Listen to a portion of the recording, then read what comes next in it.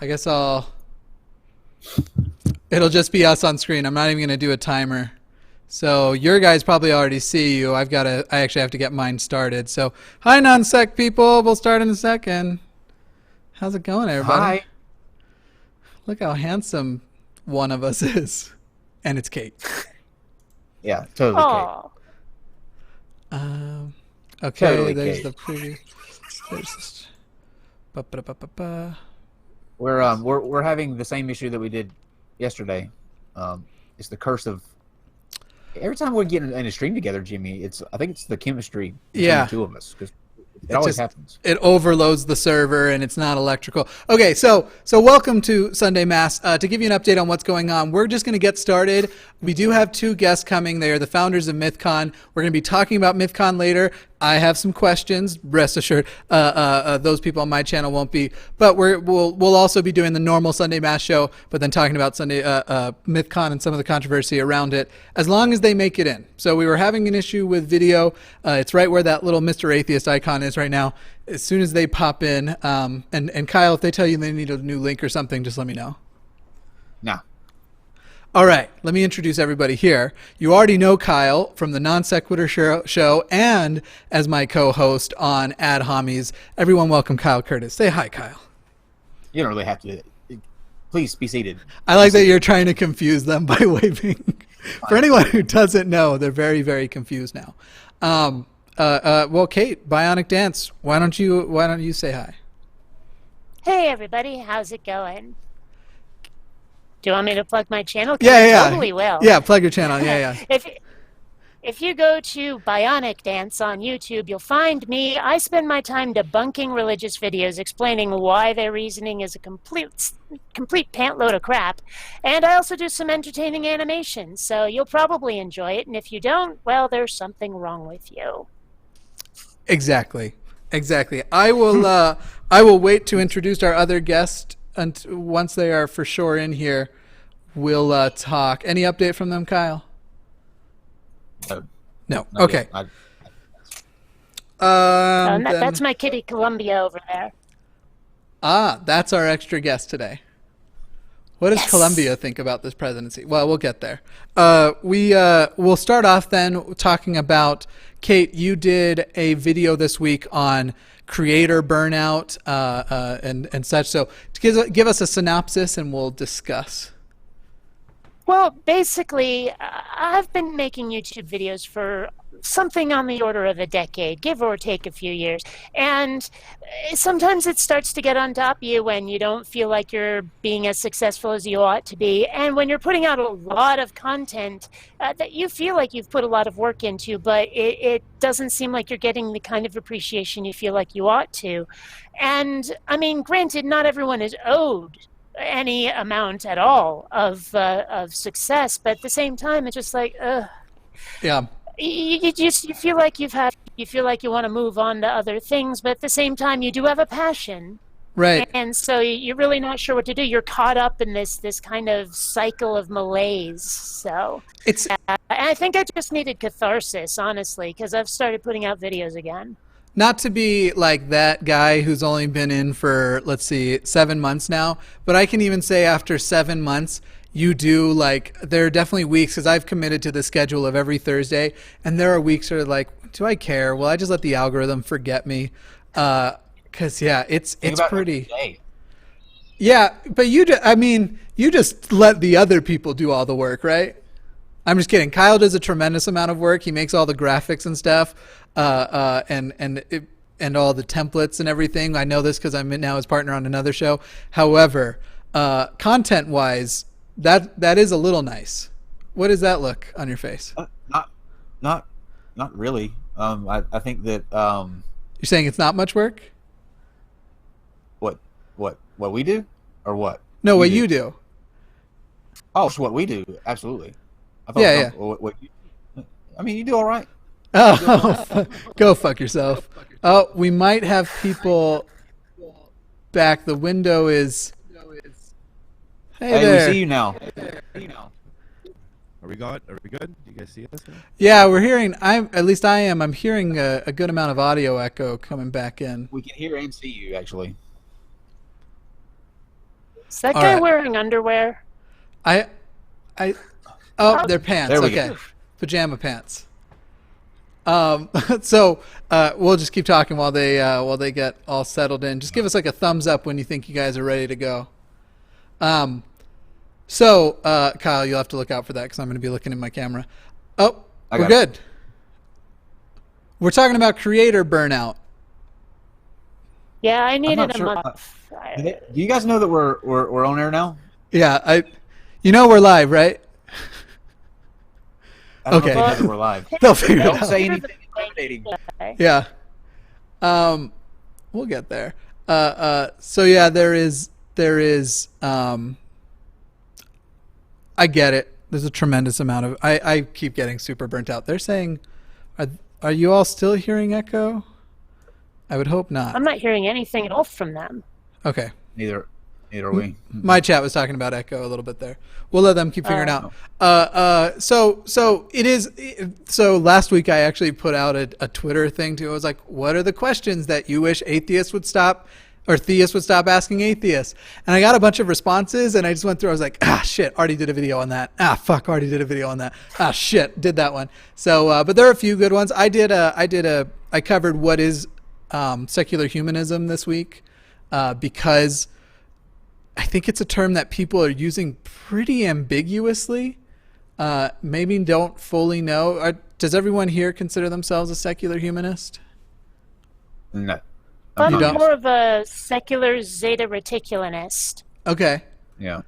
All right.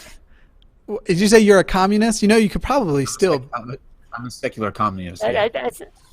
Zeta reticulanist, you see. There we go. Oh my goodness! sense. Look at that. But the autofocus, They can see us now. we can you guys see. We can see blurry representations of you. Yeah, your focus is out, I think. Can you hear us? Yes, but Yes. our audio is also feeding back to us. Oh, it stopped. Nope, it's still in there. You might have to manually focus that guy. We're making progress though. Yeah. 2 steps forward, we have video and we have audio. 1 step back, because there is that little bit of that looping audio coming back at us. This The is people this in is the Hey! chat stream are saying, like, some There of we them go. can hear echo and some of them can't. It's really odd. There we go. What did you have on that lens? Chrome did not like that link at all. I actually had to install Firefox. Oh, nice. I actually, now that I think about it, I probably should have said that early on because I used to go on NonSec show and have to, with their links, and I usually used Firefox. Now that I'm the master controller, I don't have to worry about it. It just does what I tell it. Gotcha. Yeah. It's thank a You guys are a little quiet, though. No. Hey, well, we're a little bit low. just a little, yeah. Okay. We'll work on that. Yeah. I've got yours dialed all the way up, but at least we can hear and see you. A little blurry, a little low, but now you're sharp, and we'll get the audio up a little bit. So to introduce everybody here, what'd you say, Kyle? nothing. Oh, I thought you said. We have Fritz, Blandon, and I probably am saying both of these names wrong. Fritz, Blandon, and Sean. Sean, how do you say your last name? It's Fracek. How does that sound? Does that sound better? Very good. Yeah. Okay. Yep. Put it up. And Fritz, Turn this up. Did I have your name correct? Fritz Blandon? Yeah. Fritz Blandon. Fritz Blandon. All right. They are. He's Nicaraguan. Yeah. You're putting the accent on the O. Got it. They are from Mythicist Milwaukee. They are the founders and the organizers for Mythcon. We'll be talking about Mythcon a lot here later. Right now, we were just discussing, and you guys have that podcast, so I bet you know a little bit about this topic. Bionic Dance here, who is Kate, if you haven't met, she did a video earlier this week on creator burnout and also how tricky the algorithm is because it is not infinitely rewarding forever. Yeah. And to be perfectly fair, I was inspired by a video Logic made about his burnout. And I wasn't going to make my own video, but then I saw someone else discuss it, and I was like, I need this catharsis. So. I know Ethan on H3H3 talked about it recently, and that was in reaction to another creator talking about it, and I I want to say it was that Sean guy, or it might have even been Noel Philip Plum? DeFranco. What's that? Yeah. Noel Plum did one too. Gotcha. Yeah, Good. he was the one who inspired me to make my own. Oh, cool. Yeah, it's cool. it's tough because I mean, if you look at the I mean, these are all the ones you're mentioning are actually newer podcasts and shows. If you look at like we started in 2013. If you look at the shows that were around then, 2001 when the new atheism was big, none of those shows are around anymore. And I think part of it is you guys know how much time it takes to invest in this. I mean, just on our show alone, we'll invest 10 hours a week lining up the guests, making sure everyone's okay. And then also you see there's not a huge like instant gratification, which a lot of people, think it's hard to actually grow shows and channels. So, at the end of the day, it's like, why are we doing this? Is it really, beneficial? And the way we've seen our podcast is we've never focused on getting a big audience.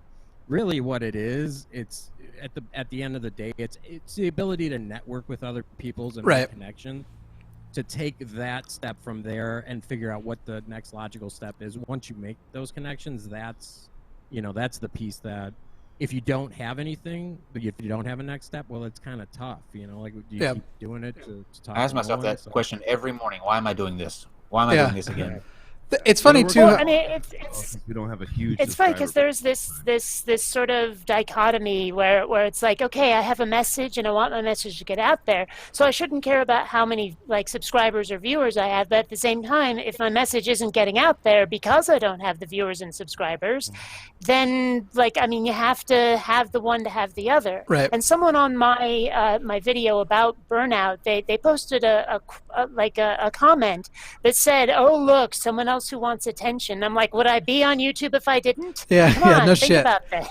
We have voices that we think are worth sharing. That's everyone there here. But yeah, it's funny because I'm a professional artist for a living, and I've kind of brought the philosophy I have over there into this, which is like, if I can't figure out a way within this amount of time to turn a profit of this amount, that means I have an expiration date on my channel. That's where we're at right now.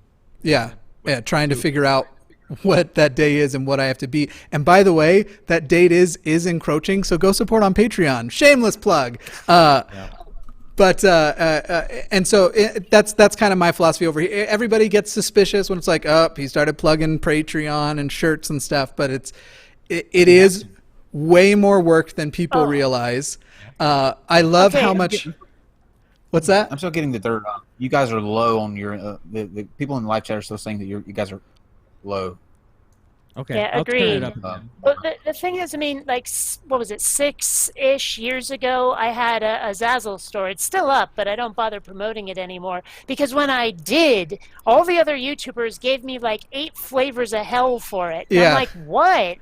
Yeah. And nowadays, everybody's got their shirt store. And I'm like, okay, so why was I so not special? Plus, we all cover atheist stuff. I cover a lot of LGBT issues and trans stuff, and then also ex-Mormon stuff. And for some reason, that all of that gets demonetized. So you can't rely on ad revenue anymore anyway. So you have to figure out. Now, I think I'm the youngest channel here, oddly enough. I'm just slightly younger than Kyle's channel. And then I think both you, Kate, and Mythcon Milwaukee, you're both from 2013, aren't you? Oh, no. I've still got videos on my channel from 2008. Oh, man. Yeah, Kate, maybe the chat can tell us how we sound now. I turned it up more. You're still pretty quiet. As far as compared to us, you're quiet. As far as going out, it looks like. Go ahead and give me another sentence, and let me check your levels here. Yeah. So again, for us, the podcast is really an extension at this point now for our mythicist or our Mythcons. Myth information conferences. So building those relationships is important for us, but I don't know if the question really becomes, is there burnout because we're not seeing a return in either investment in our time monetarily or with that subscriber base? Because even with us having, these successful events, I guess in terms of, having people coming to the event and having speakers participate and giving a good show. We have that, but there is something to making a profit. And right now we haven't made any profit in any of the ventures that we've done. Last year we had to have a GoFundMe, which kept us afloat to continue this year. But there is even well, I guess maybe Elon Musk isn't a good example since they may be going bankrupt, but there could be burnout even when you do make a lot of money. But it seems like for a lot of individuals, some of that burnout is not seeing that return on investment. And we do feel that sometimes, even with our conferences. Well, it's not just that, though. I mean, the time spent can wear on you. I mean, I don't know about the rest of you, but for me, making a video, by the end of it, starts to feel like an endurance trial. There's just so many little details that you have to do that, honestly, the viewers probably don't know about very much. Right. I mean, I put out my bloopers videos like once a year or so people know how many takes I have to go through to get it right.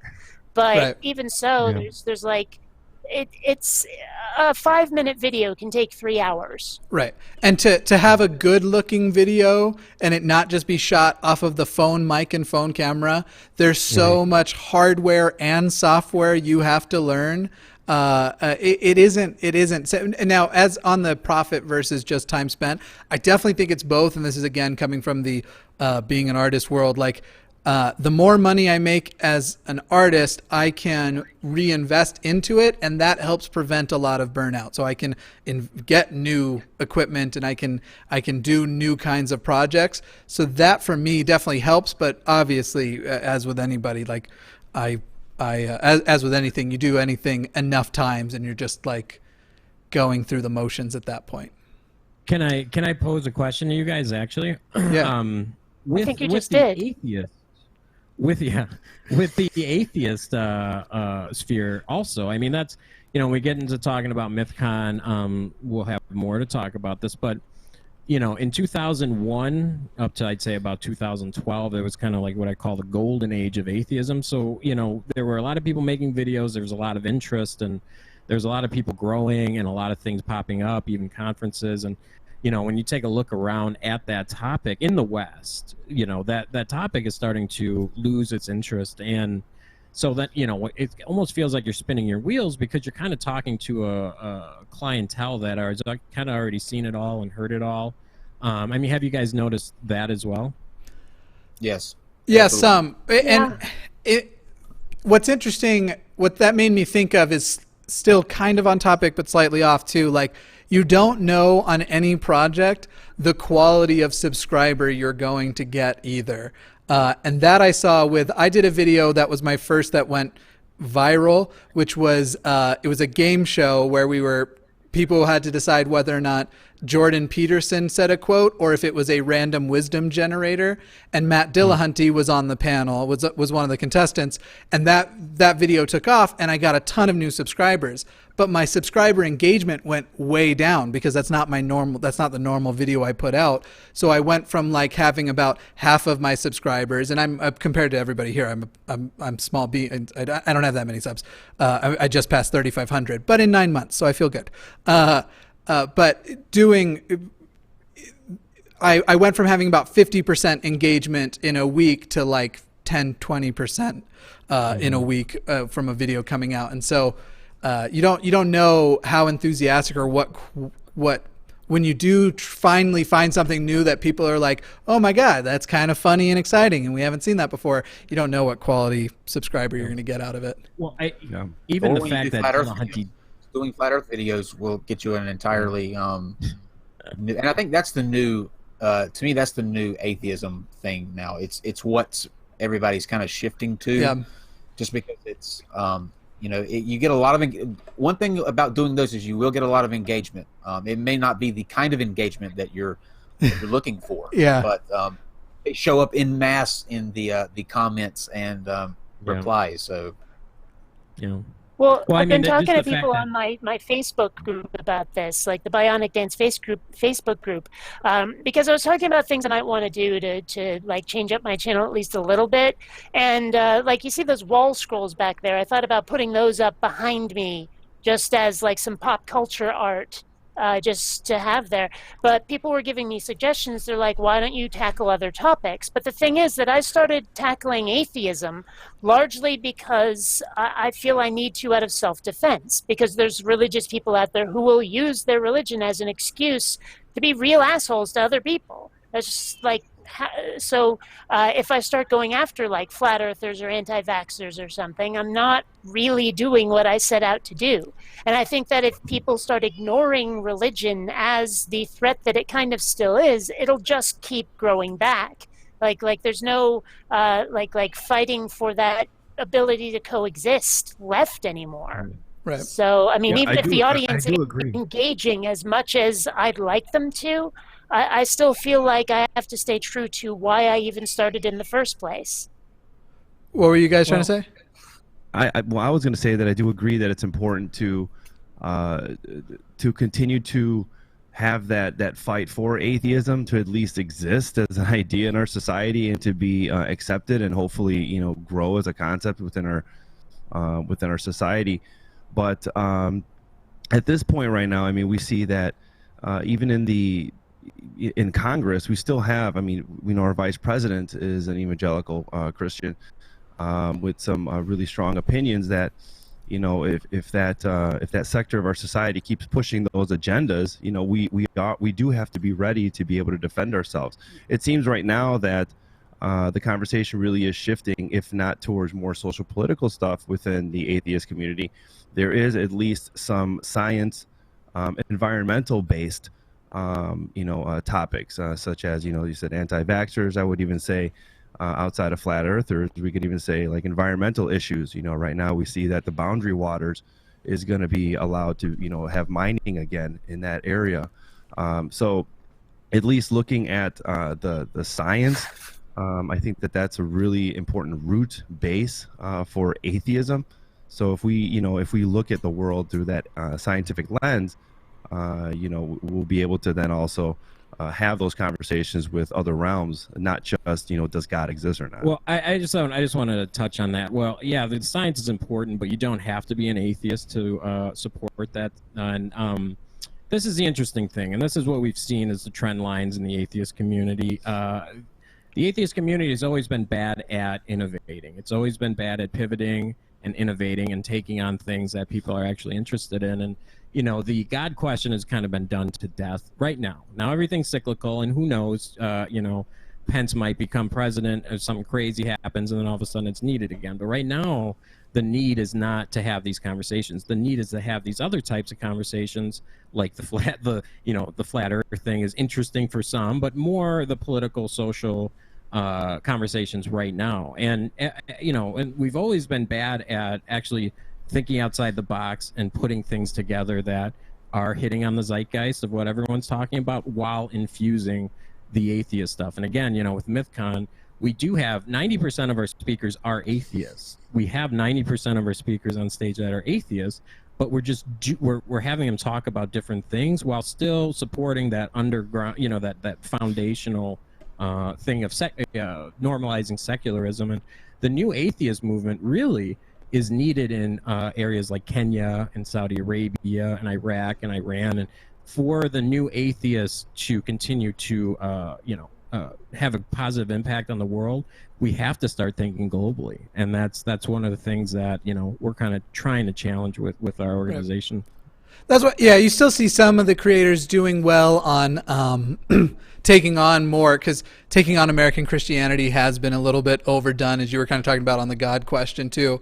You see some creators having some success doing Islam critical videos and shifting to that a little bit more. I will say I don't think I 100% agree with the full premise of does God exist being done to death, but I think that there are popularity phases of specific arguments. So, for example, right now, one that seems to be popular is the God question wrapped up in the concept of objective morality. Those videos and that concept seems to do well. Pascal's Wager will make its loops around again here in 6 months, because that one comes back in frequently. So I do think that they're still relative to the does God exist questions. There's still approaches to it, but certainly just the plain out the old arguments, everybody's apologetics is adjusted for anyway. So you do have to be, as you were saying, innovative.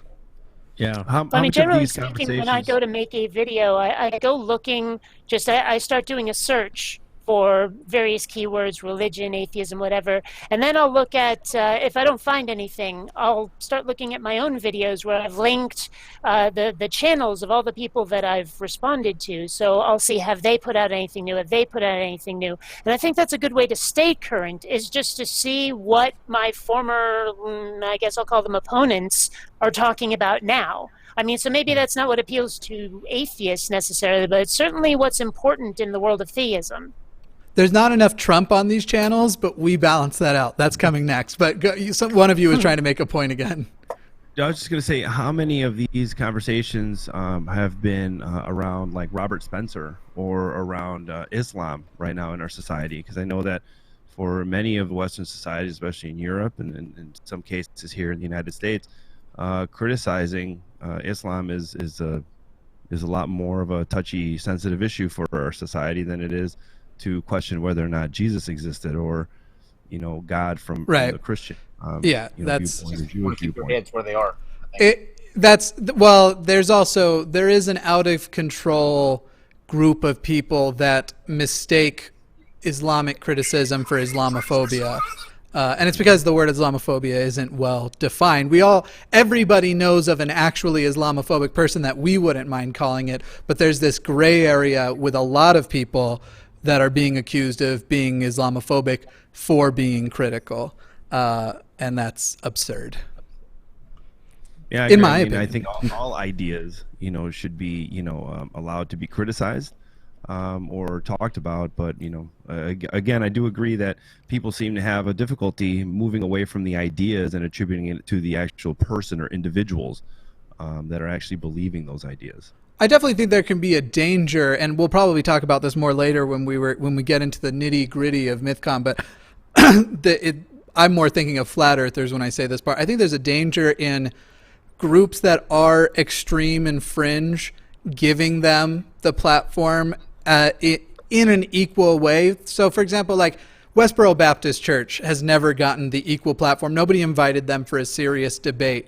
Flat Earth might be an atheist creation in that had atheists not found it and started making fun of it and then started inviting these people for debates and then Flat Earth apologetics basically emerged, there might not be a Flat Earth convention that just happened in wherever that place is. Well, see, like these people it's gonna happen. I'm surprised at how many people actually don't fully believe that the Earth is a sphere. There was a Vox article that came out about a oblate spheroid. Yeah. But this journal did an article about.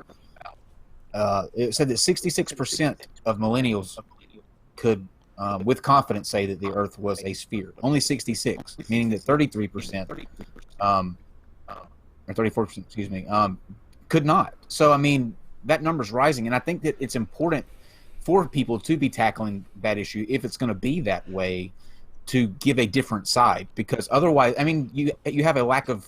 Yeah, I'm not saying we should stop covering it now because it is definitely popular enough.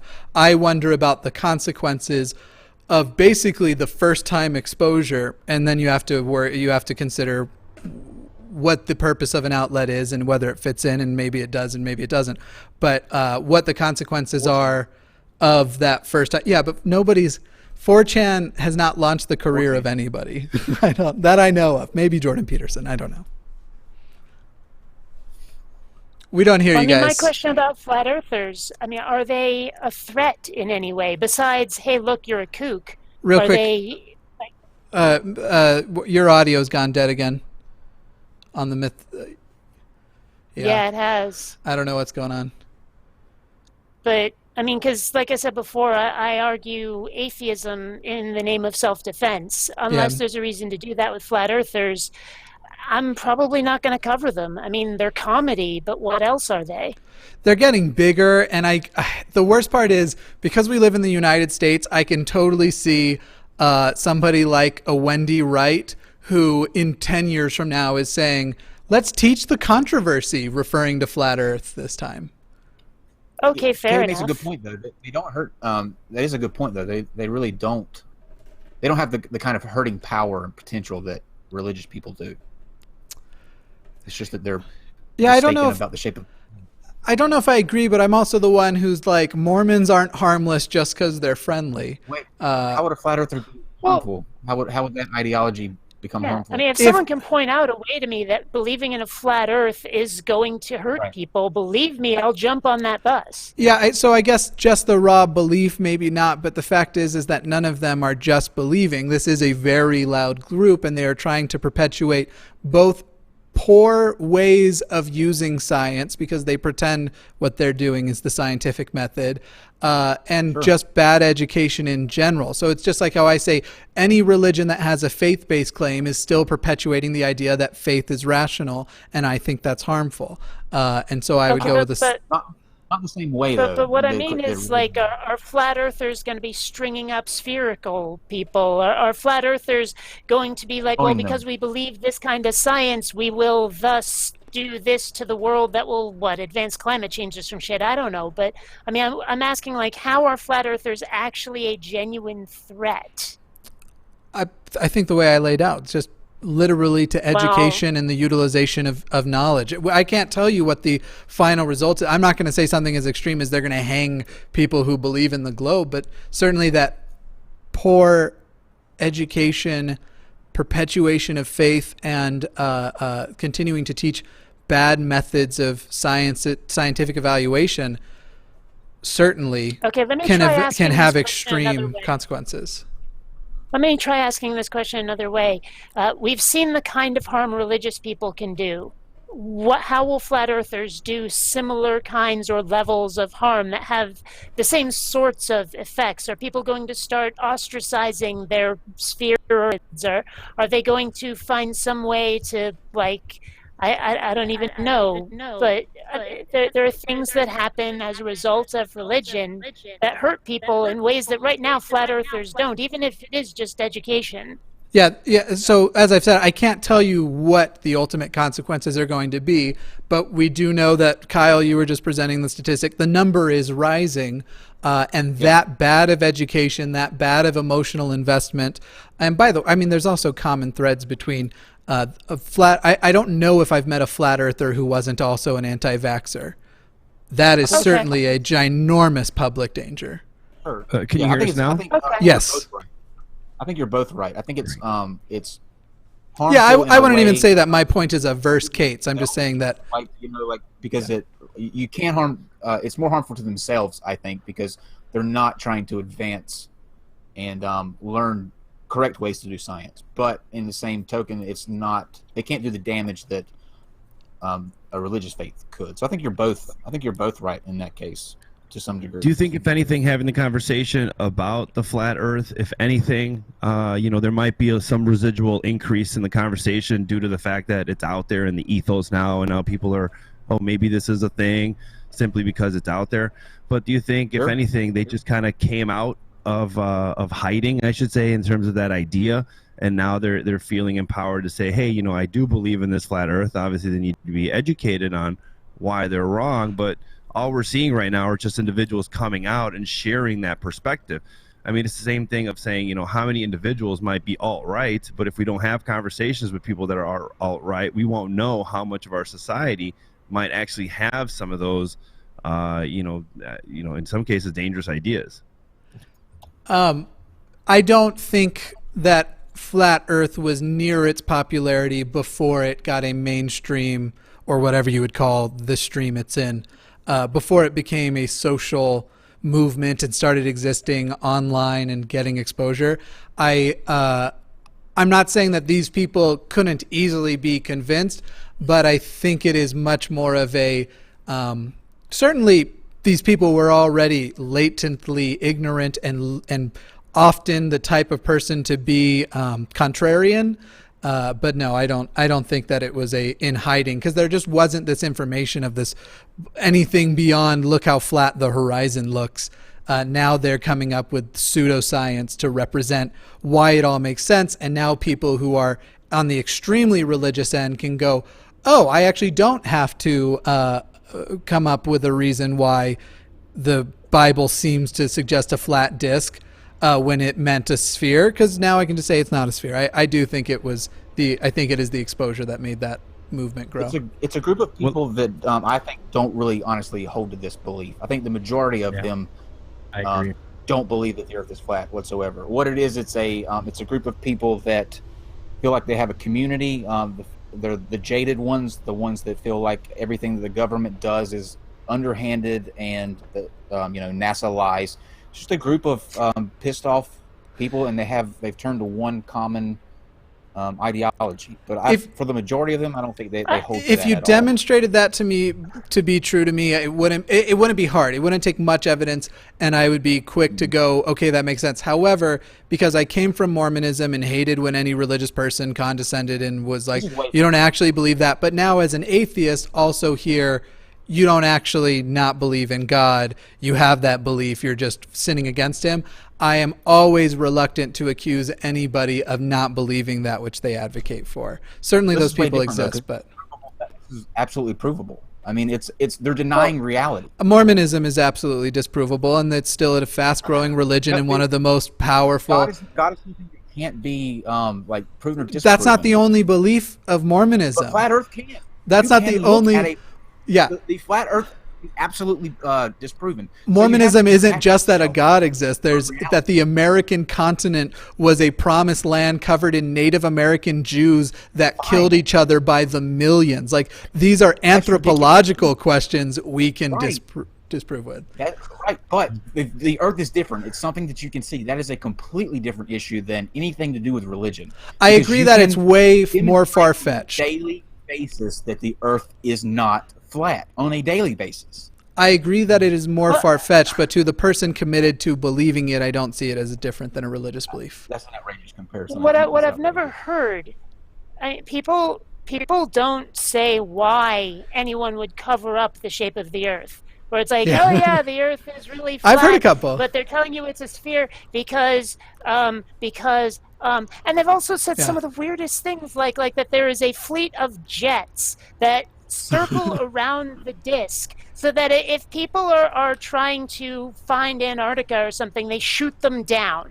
And I'm like, okay, number one, why? But number two, how do that many people keep a secret that huge and it never leaks out that's what's going on? How? Which they claim that it has leaked, that they are the leaks.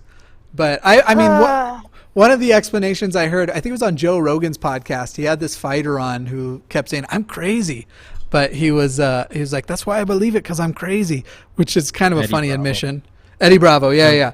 It was funny, actually. I met Eddie right before he did that interview. I met Eddie because I was leaving the studio when Ron was on the show. But I mean, I will say this: I don't think you had brought up, is it dangerous to platform certain things? I don't agree with that notion. Things tend to thrive in the dark until you shine the light on them. And you had mentioned the Westboro Baptist Church. I would love to give them a platform and bring them up there and challenge the shit out of some of the things that they think. And I think it definitely is our duty to challenge these ideas. And yeah, the flat Earth thing is bizarre. And if you notice what Joe did, see, the issue with Eddie Bravo is that he has a huge following. And what Joe did is he actually challenged him and said, look, you understand you have a huge responsibility as a celebrity. You have all of these people following you. You need to understand the facts before you start spouting off. And that was absolutely perfect, because if Joe didn't challenge Eddie in that moment, Eddie would continue to, say these things to a bunch of fan base. Now, not everyone's going to buy in, but who knows? Maybe he is, growing this thing for them because of his influence. So my thing with it, when it is such a significantly bigger platform providing to a significantly smaller platform, there's always plenty of historical precedent that just because one of those platforms is correct doesn't mean it is going to be the one that wins out. And so that's why I asked the question about with flat earthers, was that something worth sharing a platform with in the first place? Because now in so many ways we've shown how unintelligent people can be. Flat Earth. yeah. I feel like Flat Earth's a fun one because it's like it's so stupid. But there are other ideologies that are just as terrible that are getting bigger because they've found mainstream locations and mainstream representatives. Like platforming like somebody from like NAMBLA, for instance. I mean, they obviously have some, ridiculous ideas that are, as fringe as you can get within, human society. But then you start connecting it to, some other ideals and connecting it to religion, should we have those conversations? There have been, or pedophiles that have that are connected to many religions. Yeah, I just want to close out this just with one thought. We're all atheists here, and this is where we need to be careful before we start saying we should or shouldn't platform things. There was a time, and if you look at Madalyn Murray O'Hair, just take her as an example. If you look and see what she was up against a conservative government, conservative populace, a bunch of people that were having praying in schools and things of that nature, and she challenged them. And there were Christians that allowed her a seat at the table, and that was one of the biggest things that allowed atheism to start growing and have an impact. I mean, we got to be the one thing I don't want to see atheists start to do is, okay, now we're kind of normalized this position. Now let's stop talking to people that, what we should talk to, if that makes sense. We started as a fringe position and we're continuing to grow. We should allow the same things, even though we don't agree, for other people in other groups and challenge the shit out of them, and, argue facts. So. Yeah, again, that's a great point. We were challenged the hell out of, the ideas, prior to even my birth, but you look at, we're still standing, we're growing, which means that, the better ideas will rise to the top. But this is certainly one of those situations, I think, where there are levels of things. So while I agree, like, what if no one had ever given the atheists a platform? And by the way, as far as people who have advocated for give most people a platform, I have certainly been one of those people. But whether or not you should invite people on the fringe to improve their resume but not yours, that's the question I have. And I think it's not a set answer. It's not a set never invite a flat earther. I probably on my channel would say I'm never going to invite an open pedophile on my channel. But if other people want to have that conversation and talk about, certainly Nightline had to for that. Is that what it was? Nightline that did the To Catch a Predator. Yeah. That's in a way that is platform sharing with pedophiles. It was also awesome. I loved that show. Exposing their tactics and practices, and you're getting people ready for some of the shit that they do. And I'm not saying pedophile is still illegal. That there is a line there too. Do you start platforming people that are on the run from being a murderer? I mean, that's something they're working outside of the law. The flat earthers, that's just a bad idea. Yeah, okay. So I'll extend it to the NAMBLA example. I'm not going to have a NAMBLA representative on my channel, but that's my choice. And I'm not saying that there isn't a conversation or an appropriate place for it. I don't know if I think I definitely think there are places where it isn't the appropriate time, and there are times where you say, Richard Dawkins was big on this with creationists back in the early 2000s. I'm not going to debate a young Earth creationist because that looks good for their resume. It ups their legitimacy. It doesn't do anything for mine. That doesn't mean nobody should, and I think there are people who should, but it made sense that a foremost evolutionary biologist would not, to me. I had a guy email me. He'd just written a book, and he had just gotten out of prison. This has been about a month ago, and he was trying to promote his book and this sort of thing. But what he did was he was accused of, I believe it was, I forget what type of rape. There was a certain type of rape in his state that he was accused of. The girl was 14, I believe, and statutory. They were dating, he said, and no, it wasn't statutory. It was some weird one that I had never heard of. But anyway, he had emailed me and asked me if he could come on and discuss his case. And so I wrestled with what to do in that situation, and I ultimately decided against it because I just didn't want to help somebody promote their book and get money off of something that they did like that, no matter how long ago it was. But I mean, I wrestled with it because it would have been an interesting it's an interesting conversation to have, but I think that you have to be in the right it has to be in the right context, I guess. Well, here's the question I would have for the two of you, Sean and Fritz. And this sort of relates to what we're going to be talking about later, but by then we'll probably be just down to here's when Mythcon is. But here's the question I would have. At a certain point with an argument, do you say, I'm not deplatforming you, your invitation is no longer extended because it's done? Because Flat Earth has been debunked. You've come in, made these arguments, you've adjusted the new ones. We've done this 500 times, and every time we extend it again, you get more followers, and we just extend this bullshit out. So Flat Earth, you're done. Go hold your rallies. You can still do that. You still get the public square. You still get any platform you want to set up because this is fucking America. Fucking deal with it, people. People with bad ideas get to fucking talk too. But as far as an extension of platform, is there a point where you say, no, I'm not giving it to you anymore because you've had your piece and you were wrong, and that's already been demonstrated? Are you saying giving them okay? First of all, if the issue is topical and people want to hear it, that's something then that we also want to provide to our audience and our community. If the concern is bringing someone that has bad ideas and the risk of bringing them on is going to perpetuate this idea and then it's going to continue to increase and then it's going to run wild, that's not really how I view or that's not my concern with platforming. I wasn't worried about the run wild. It was literally just, is there an expiration date on these platform extensions? For me, it depends on what society wants. If they're sick and tired of hearing it, like some of these, God conversations, if no one's going to show up to our conference because they don't want to hear, a conversation on does God exist or not, when, neither side can prove or disprove, then no, I don't think it's something that we should work on. We take the information that our customers, our attendees provide us. I mean, if they say, hey, I want to see this person or this topic or whatever, we take that into consideration and we do the brainstorming. So a lot of it is driven by what people want to see and hear. Now, as far as like say we brought a flat earther and all of a sudden, this person gets 1 million followers, whatever, we didn't do our job right.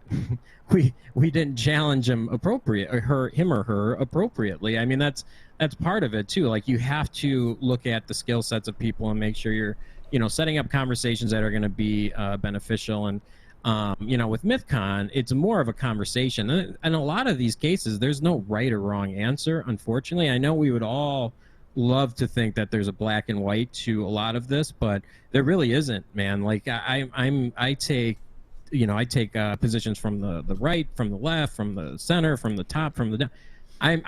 Everyone's kind of a smorgasbord, and that's what we kind of talk about on our website is, there's billions of people with billions of different perceptions and realities and thoughts, and you can't lump people in the boxes left, right, up, down. We're all individuals, and we all have our own ways of living, and we like to challenge some of the things we think. And so there's no right or wrong in a lot of these topics. Even atheism, there's no right or wrong. I want to clarify an idea or something that's right, just so that it's not misconstrued. With the idea of, if we brought a flat earther in and we did a bad job of it because now it's running wild, I would look at it in terms of, if we personally, individually, were having that conversation with the flat earther, if we're platforming two different sides, correct, and one side, the flat earth side won the conversation, we wouldn't look at that as saying we didn't do our job, because we're not here to try to bully one side that we don't agree or disagree with. What we would like to see the conversation go to is say, okay, well, what happened during the debate? And this happened with Price, when Price and Ehrman were having the conversation. We are still mythicists, even though we thought that I think Price came into the conversation thinking that it was going to be more of a friendly conversation, banter, but Ehrman went in firing hard, and I think that Dr. Price was a little taken aback by that at that moment when the light was on him on the stage.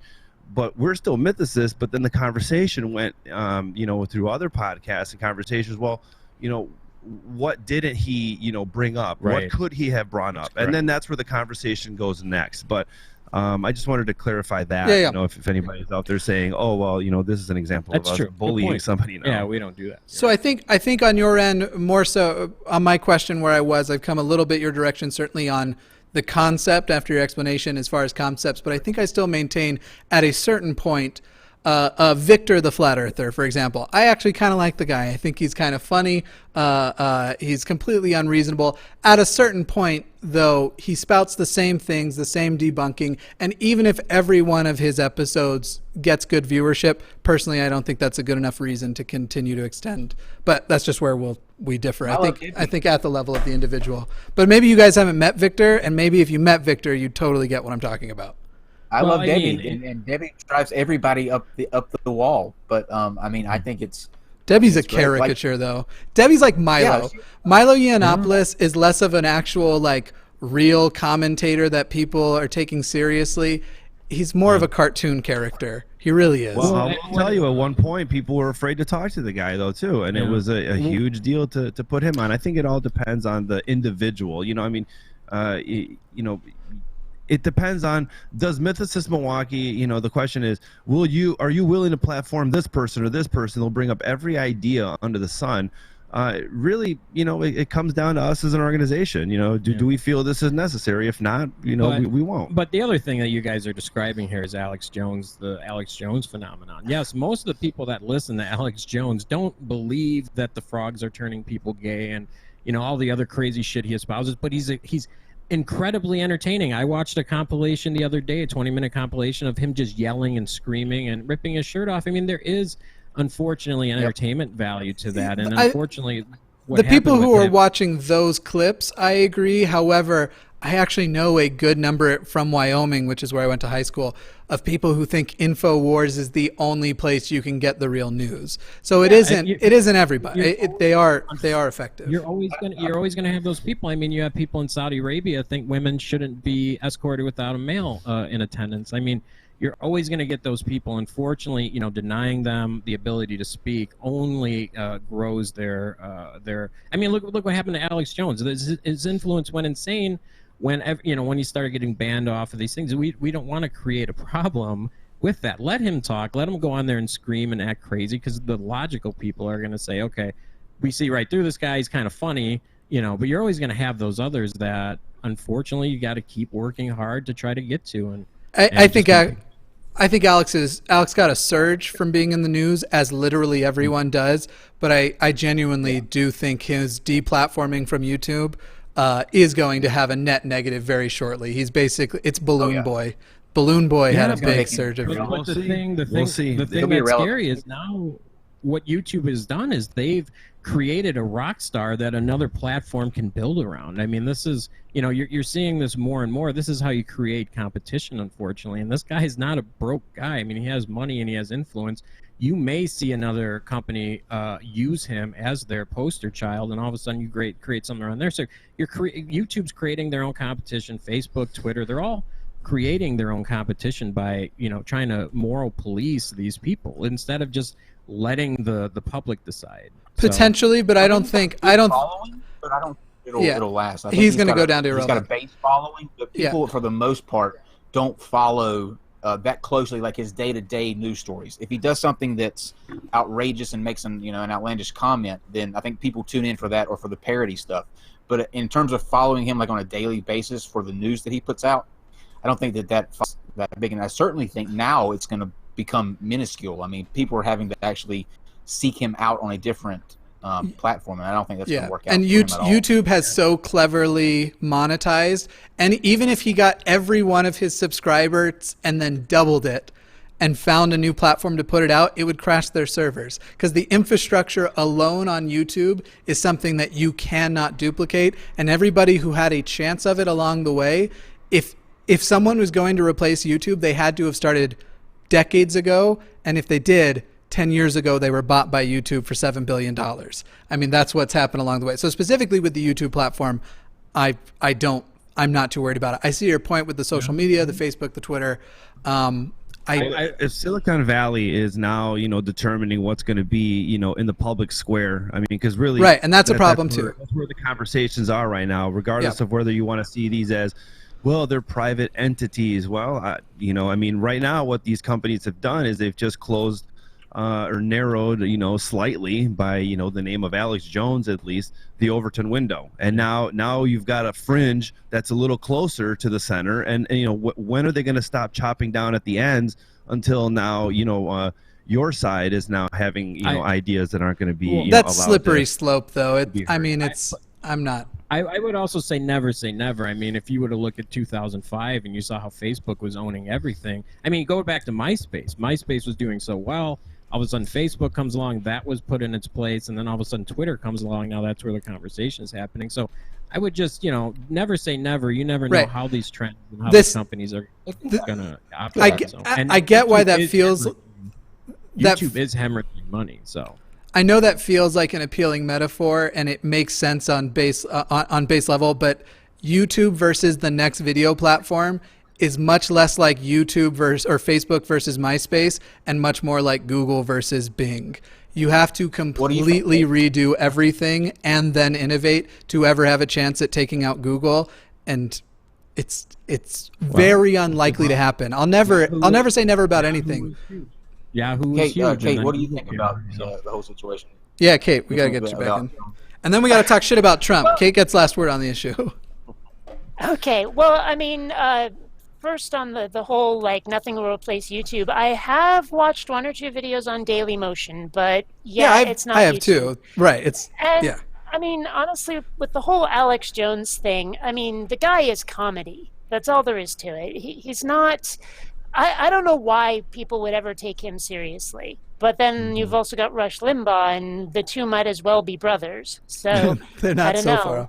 Well, and the question is too, and so I'm sorry I said she'd get the last word, but I'll give this to the round and then we'll move on, and I won't respond to everybody's responses. Is it actually deplatforming if they have an alternative? As you were saying, his numbers went way up. They have the app to download. Anybody who wants to find him can go watch him. They just can't on YouTube. So YouTube is technically a private entity. I get there definitely should be a debate about whether or not it has become basically the level of a utility. But is it actually deplatforming? If it's deplatforming, how can that be? How could that have happened? I mean, if you want to get to the point of... Yeah, go ahead. I mean, it is in a way deplatforming just because it's the most popular like site right now, the most popular way of transmitting video online. But at the same time, he does have those options, and because he does, I have to say that YouTube is well within its rights to tell him to get away, to fuck off. Yeah. I think that is like if YouTube were regulated like utility, if it were something where if he was told to get off of YouTube by the government, that's clearly a violation of his First Amendment rights. And if that's ever proven, I'm right there with you. Yeah. Right, but I mean, as you say, YouTube is still a private entity, and so I'd have to say that even if it's technically a kind of deplatforming, I have a hard time saying that they're in the wrong to do it, at least legally. Morally, I'd have to think about that a little more. Like, give me an example of someone who I don't find idiotic or that I don't despise. Ask me how I feel about them getting kicked off of YouTube. And I might end up giving you another answer, and that means I'm a hypocrite. And so, like I said, I got to think about this. One thing we don't see are, in the back channels, who in politics is having influence within, certain, like YouTube, for instance. Is there somebody in Congress that may not say, the government may not say, like, this is now our national policy, but if there are people in power negotiating, these types of, quote unquote deplatforming campaigns, then is that also then considered the government as having influence, or now he's just saying, well, he's just an individual? Well, the thing with Alex Jones and YouTube and Twitter and Facebook, and the policies are set in place to protect them from litigation. And unfortunately, what Alex Jones, and they're not very specific either. Alex Jones is going through something where potential, other parties could be indicted, or it could have a negative financial impact on those. So I think YouTube and all these social media platforms are protecting themselves by distancing themselves from him. But again, I think if they were looked as more of a neutral party, they should be protected from litigation even in those circumstances. That's my opinion. I would like to see that happen because then you don't have to, worry about the litigation and getting sued over something that someone that doesn't even represent you is saying.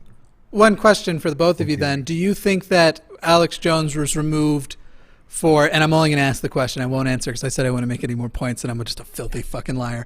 Do you think he was removed, he was deplatformed from a platform that he wasn't given a fair shake on or they did something wrong? Or do you think he was actually deplatformed after he was already overextended, meaning did they actually do anything outside of their, this is what qualifies for a content strike and you get 3 of these, you're off? Was he given worse treatment than most users, or was he actually given privileged treatment because he had so many subscribers for so long? I'd say he earned his subscriber base on his own work, regardless of, good or bad. But again, he was the rules and agreements that we all agreed upon when we, decided to utilize these sites are so vaguely stated that, they're within their user or agreement base to remove them, regardless of fair or unfair. Yep. If it fits within their very vague range of, content, allowed to speech or videos, then what I was asking though is there's the average experience of the person that is removed from because they got content strikes. So I get that you're saying that the policies and the content strikes are vague. As far as the average experience, do you see Alex Jones as a person who experienced what the average was, experienced it more quickly, got taken down quicker than, or for something much lesser than the average experience would be, or would it have been overextended? I don't think I've ever heard of anyone being deplatformed from 5 different sites. There's no at the same time. I'm just asking about YouTube right now. I get that. I get that there was an effect that spread out. Yeah, the problem is I don't think there really is a true average. I think you see a lot of creators get treated different ways in a lot of cases. I mean, Bunty King got kicked off of Twitter for an ASCII joke. The problem is the policies are so loose and the way that they're monitored are evolving. So I think in his case, I think it was really more the litigation that was the issue. Honestly, I think it's a different, it's a completely different situation you're looking at with him. Kyle, what you got? Anything? I think it's a chain reaction. I think that what happened was Apple took an opportunity to take down a video and deplatform him off of iTunes, and I think that the other social media companies followed suit to not be that company that's leaving Alex Jones up. Like, oh, well, Apple took it down, but we're going to leave it up. So it would shine a bad light on them, I think, in the long run. So just to be safe, they all followed suit. I think all it took was just that one. There's also the potential of it being nobody wanted to be first, but they all were going to do it once someone was first, not necessarily the resistance to not do it. I don't think I saw Twitter get a lot of backlash that they waited so long. They waited a lot longer than the rest, and then he finally did. They got a lot of backlash from like Vox and some of those other right. Yeah.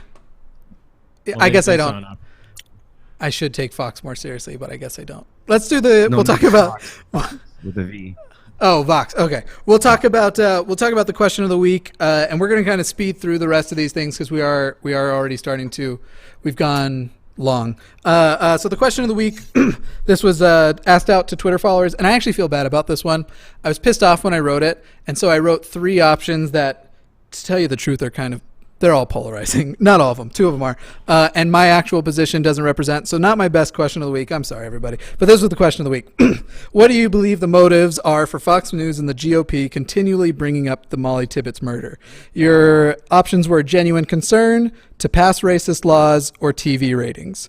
59% of people voted to pass racist laws, 34 TV ratings, only 7% people genuine concern, kind of what I could have expected from my own. To tell you the truth, the option I should have added was to distract from what's happening in the White House right now, because that's actually what I think my position is. I think it was that was the week when it came out that Trump was named a co-conspirator, an unindicted co-conspirator, and a lot of other things, and I think that's my actual position. But if any of you have any point you want to go over with the Molly Tippett's murder and the inordinate amount of coverage it got from right-wing outlets, you're welcome to. Fair and balanced wasn't an option. TV ratings? No, I did. I said genuine concern. I'll say in this order: TV ratings, a genuine concern, and then racist laws in that order. Would be that's what you okay? Yep. I'd agree. I think one of your options, honestly, should have been who? Because I've not heard of this at all anywhere ever, but that's partly because I don't watch television. Yeah. It's not on Those YouTube, people just don't answer. Hulu, Netflix or Prime Video. I probably haven't seen it. And I do watch a fair number of news shows on YouTube, obviously not Fox, but none of them have mentioned this murder. I know nothing about it. It was everywhere. In fact, the day of the Trump being an unindicted co-conspirator, it was the big, if you went to the website, it had the whole website taken over, and then his little thing was at the bottom. That was also when Paul Manafort was found guilty. I wouldn't put it in the same order, but that's also because I think that the wall is racially motivated. We're not putting a wall on the Canadian border. So I would include the attempt to pass a wall, pass legislation that included a wall in the racist laws. However, I could have worded it less polarizing, and I acknowledge that. The wall is never going up. The wall is never happening. You don't think so? No. You know, I've never actually seen like a design spec for the wall, and I'm not sure what to picture, because part of me looks and thinks, okay, it'll be this big concrete thing that looks like a modern wall of China, or maybe it'll just be a chain link fence with barbed wire on the top. I don't know. I think I've never actually seen an artist rendering. I think what's going to happen is the Democrats are going to win in 20, and there will be a Democratic president. I hope, anyway. But I can't actually tell you why, because that'll affect the next week's question of the week. We don't discuss that till later. But I think the Democrats will win in 2020, but it will be a very polarizing person, and they may get all 8 years. But it'll be, and then in 2028, just like we saw the extreme pendulum pop back, and when it swings back right, it tends to go harder than when it swings left, in my opinion, again. I think President Stephen Miller will get the wall. I don't know if you guys know who Stephen Miller is, but he's kind of already president. No way. Yeah. No way. He's. I wouldn't say that the Democrat will win in 2018. I mean, 2020. 2020. I'm sorry. I think that there is a huge possible chance that we're going to see a repeat. I think if Trump is on the ticket, I think he's got a good chance. Let me get my thought out. Sorry, I was agreeing with you. We underestimate the power of a pissed off base, and especially when we get our confidence up. Like, everybody going into 2016 thought that Hillary was a shoo-in. All the polls had her winning, and that's not what happened. And it was embarrassing. The problem with Democrats is we get confident, like that we're going to take it this time, because nobody could vote for that again. It just won't happen. Right. And that's our biggest Achilles heel. Too optimistic. Therefore, get fired up, and that's the one thing about the right is they get fired up and they go and they show up. I 100% agree with you if Trump is the candidate. It's more than that. I mean, I've been a left-winger my entire life, and when I looked at Hillary and what she supports and her policies, I said, no frickin' way. She was just not the candidate that I felt would represent my interests. And I think that's part of the problem with the Democrats, really, is they try to go so centrist to try to get everybody's votes, and they end up like alienating a huge part of people who would be their allies because they're not left enough. But keep in mind, she still won by 3 million, and so if they do swing to the extreme left and they go much more progressive, which I would love a more progressive president, but if they go there, that alienation that you felt because they were heading more towards centrist, when you don't feel alienation, there's still going to be a lot of people who do. So that's not a guaranteed win. I hope it is a win, but I don't. I'm not sure I agree with your assessment. I mean, because if you look, the race was still kind of neck and neck. I mean, it was not a clear, huge victory for either of them. And I think that part of that is simply because there were people who didn't want to vote. The sheer number of people I spoke to who were like, oh, I voted third party because Hillary wasn't the candidate for me. It's just, I think that you need a more polarizing candidate. I think that you need someone further to the left because there's a lot of the country that is that far left that isn't getting represented. I wasn't saying they wouldn't win. I was only saying that you can't be sure that that same feeling you felt of not sorry, I've lost the word you used, but that same feeling you felt that people centrist, there are definitely centrist people who will never touch a Bernie Sanders, and that voted for Hillary that won't. And like I said, I'm not saying that is how it will be. I'm just saying that on that basis alone, that because you didn't feel like the Democratic Party was voting in your best interest, and this would happen on the same side on the Republicans. But it's more than that. It's more than just the last election. It's been a trend, is that the Democratic Party has been moving slowly toward the center and even over the center at times as the years go by. And there's a lot of people who are just going, screw this shit. I'm not voting blue. I'm not voting red. I can't vote either one of you. And I think that the left needs to get a clue and start moving back to the left. I think the Democrats need to move further left if they want to win. I'll be honest, I personally disagree with that assessment. I've always been a Democrat and always considered myself someone on the left, but I feel that a lot of the fingers of social justice moving its way into the left and the Democratic Party is moving it too far. It's moving it so far to the left that now I'm feeling like I'm being pushed away from it. I mean, I've always considered myself a liberal, but now the new definition, you know, makes me have to say, well, now I guess I consider myself a classical liberal, because liberalism has just changed definitions now. So it may be, maybe there's a position in between the two of you, which is, it might actually be that the center needs to come more left. That's just words. Yeah, okay, yes, the center needs to go more left. That's for damn sure. Because, I mean, regardless of how you want to phrase it, the country as a whole has been moving to the right, especially with the politicians themselves. Even if the citizens aren't, certainly the politicians have been. And that's a problem. So what do you two feel about, or three of you, what do you three feel about where the center is right now? Do you think the center is currently too far left or right? Because I genuinely think the center and even the Republican Party, the rest of the civilized world, is much more left with their center and right wing. And a lot of that, I think, has to do with the religious side of it. I think the center and the right both have some left swinging to do. Well, if you look at the rest of the world and where the center is in the rest of the world, it's far to the left. You're both talking. You're both talking. Kyle first, go ahead. I'm sorry. But I was just going to say real quick, people are too extreme nowadays. Like, you have a group, a vocal group that make all the noise for a certain issue, and they're on polarizing ends of the spectrum. Nowadays, I think that what's happening, the reason that we're kind of moving right, I guess, is because of some of the encroachment by the tactics used in certain SJW situations. I think that sometimes that causes such a visceral reaction from people that it's going to push it far right. And the reason is the people who are centered and the people who are like moderate and like don't go to either ends of the extreme aren't vocal about what they do. Like they're not trying to push a narrative, so therefore they don't get involved in activism. I mean, they're just not involved.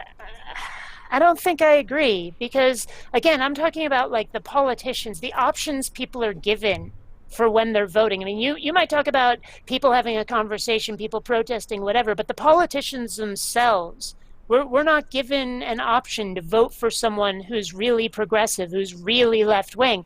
And also someone in the chat was pointing out that, yeah, if you look at the rest of the world compared to the United States, Bernie Sanders is a centrist, not even extreme leftist. But here in the United States, he's looked at as this extreme guy. And it's just, that's the problem with the country, is like you were saying, the center is too far to the right, and we need to move the center of the U.S. further left. The U.S. also has a significant problem in associating all social movements with either being left or right. And so that I think that is a big part of why you find, if you're on the right, you must just hate queers. You have to. That kind of... I would also say that Trump is being labeled as extreme right, and he's voted Democrat in his life, and he's not alt-right. Trump's just an extreme idiot. Yeah, Well, I don't think Trump represents the ideals of the Republican Party. I think he has some fascistic tendencies, and I think he loves dictators. But that I'm not going to suggest that him or anyone who's enthusiastic about him certainly doesn't represent what I consider traditional republicanism. He loves power. Well, I think the one of the biggest issues we have is identity politics, and on the left we're seeing, as the left keeps moving more and more to the left, you are leaving some of the people like Fritz and I, the Gen Xers. We're considered classical liberals. We're identifying more with the libertarian ideology, because yes, we are we're pro same-sex marriage, we're pro all the progressive things that in the 90s everyone thought were liberal values. But now, if we're not looking at specific people in certain ways, like in the intersectionality realm, it's wrong thing. If we're not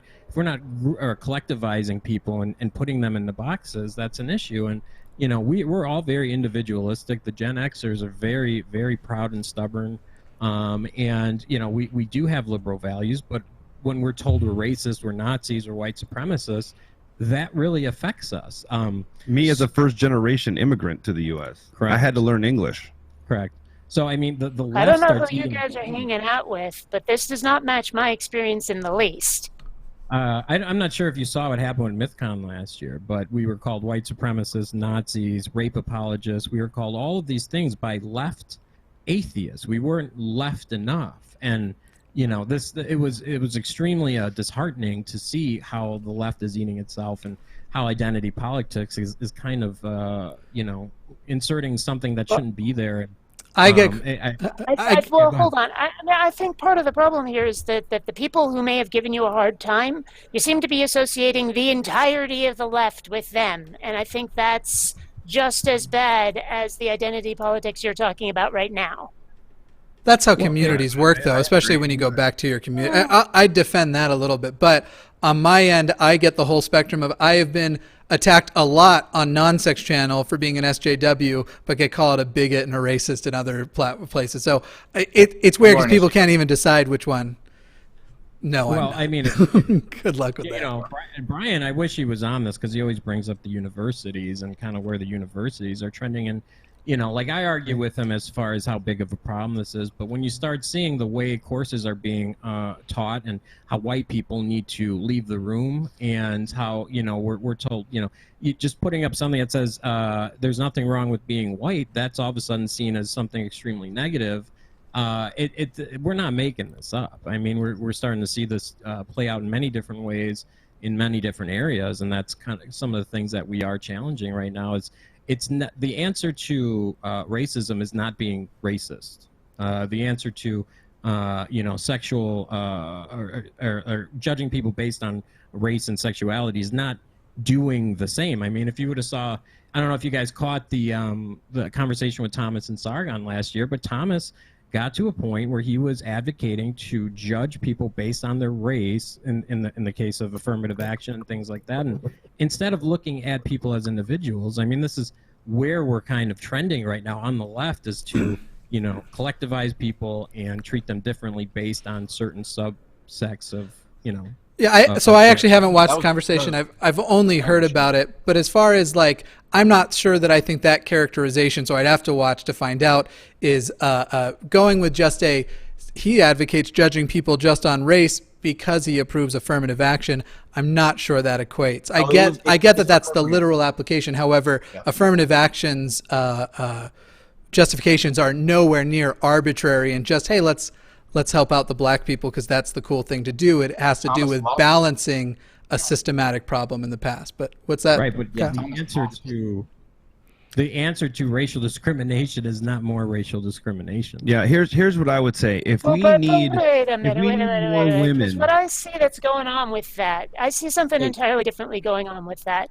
I mean, because what it looks like to me is that black people said, hey, Black Lives Matter. And if they had phrased it as Black Lives Matter too, it would have been a lot harder for some of the white people that freaked out about it to freak out about it, because they're like, yeah, well, what about us? What about us? What about us?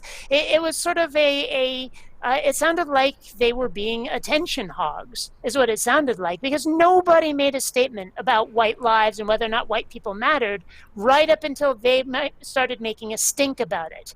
And it was like the whole idea was saying, hey, quit mistreating people of color. But because of some bad phrasing, all of a sudden you get a bunch of white people who are like, well, what about us? What, don't we matter too? And thus completely clouding the entire issue. Well, don't you see Black Lives Matter as kind of a racial supremacist group? I mean, if you're not going even to slowly, no, or not at least remotely. the sentiment. The sentiment of Black Lives Matter is stop mistreating us, treat us like we matter. That's the whole point of Black Lives Matter. Is okay, can you hear when they're talking? Barely. They're pretty quiet. Yeah, because guys, I don't think she's meaning to step on you, but I don't think she can hear you. Yeah, no, it's fine. We know we don't mean to step on her on you guys either. But no, I don't think that it's a black supremacy group. I'd say it's literally in talking about the balance thing with affirmative action too, it is a method of trying to achieve balance, because you don't go from total racial injustice to one day somebody going, okay, we'll just do everything fair from there. You don't balance the scales by just one day declaring it'll all be fair. Now you do have to actually take action to balance. Why some of them take it to that level. There are group certain sects of Black Lives Matter that are absolutely racist. Yeah, and I've seen it. Absolutely. But yes, as far as whether or not that represents the whole thing as a collective, I see that as significant to communists and atheists.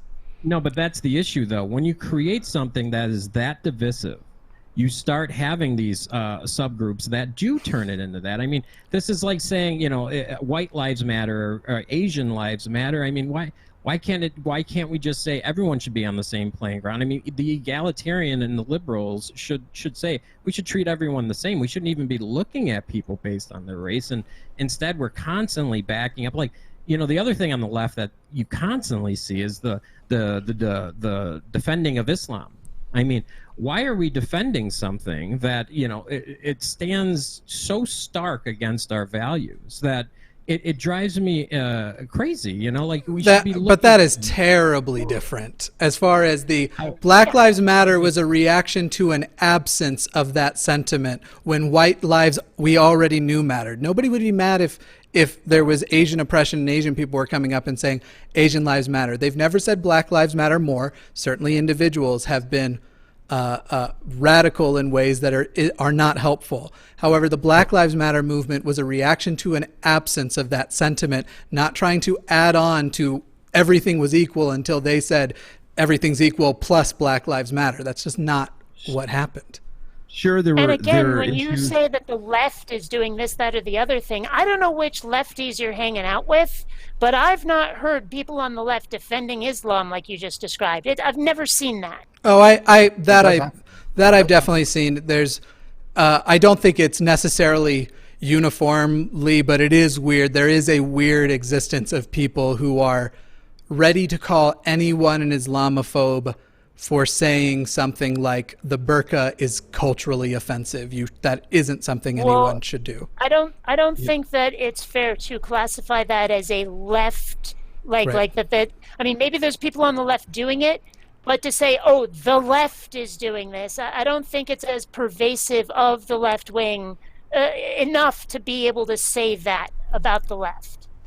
Okay, well, maybe fair enough on that, but it is being seen by enough individuals on the left, and especially individuals on the left that do have channels and platforms online with a significant number of followers. Just going back to just the idea of Black Lives Matters, there was a sign that went up at a university. It's okay to be white, and that was screamed out as complete racism. Just saying it's okay, not we are supreme beings. It's just okay to be you. That was completely racist. Now, or considered racist. Now, there's almost certainly more context than that, though. And I'm not saying you're right or wrong on whether it should have been okay, but just a sign that went up. But it was it wasn't just an arbitrary sign. So, for example, if there was, in the same way that white lives matter, in reaction to Black Lives Matter, can be justified for clearly people purposefully missing the point. if there is an appropriate context where you go, Well, we get why people are annoyed. I'm not saying the outrage was justified or warranted, but it wasn't as though someone just arbitrarily was like, you know what? I need fat people to realize they're wonderful today, so I'm just going to make a fat people matter too sign today. It wasn't making a point. arbitrary. Making a point that it was a point that you can't do that will be deemed racist, but on the flip side, it won't be. He was just making a point with the sign. He was talking about a specific instance. Well, but you can see why someone might take it that way. I mean, I don't know anybody who's necessarily saying, like, or at least a Black Lives Matter supporter saying, and thus white people suck, right? I mean, they might point to, and here's some white folks who've done some. No, but I mean that's the thing is that putting up something that says there's nothing wrong with being white is obviously this sort of reactionary, defensive, don't look at us with that glance kind of reaction to people saying, hey, black folks are okay, people of color are okay. I mean, you can't look at it just without context. There isn't anything wrong with being white, but having to stand up and declare it clearly means more than just saying, hey, it's okay. Why? Well, if you look at one of the leaders of Black Lives Matter, I mean, they're a cop killer. They actually killed a cop. And now I'm not saying that this represents all of it, but you know, the thing is, we're having this conversation on stage, and we're going to kind of see both sides. And we actually have Marissa Janae Johnson coming. She was not an advocate for Black Lives Matter, but she interrupted Bernie Sanders to have a moment of silence for Michael Brown. I mean, so you know, we want to hear all the different sides of this because again, we don't have all the facts on this, and you know that's why it's interesting. People do have different experiences in life depending on where you live and you know what you've been exposed to, and it's that's why we there are no right or wrong answers in these topics, unfortunately, and that's why having these conversations is key. What I think would be an even better idea than affirmative action, which we had gotten to, and I just wanted to make this point. Instead of making it, to try to even out the playing field, to say, well, we have this discrepancy in the number of people of color or women in this sector or field or university, or whatever. Instead of making it mandatory to say, if you simply have this physical attribute that an innate attribute, we will then hire you, or we need to get this. I would say that the better way of trying to get more individuals, or of desired groups, whatever it is that's being said, is to say, how can we go out into the community and make STEM fields more interesting? How can we support individuals in African American or Latino communities so that they're at least more aware of this position or this job or these skills? What can we do to help out? That's a multi-decade solution. That misses the point completely too. The whole point was that they were afraid of racist hiring.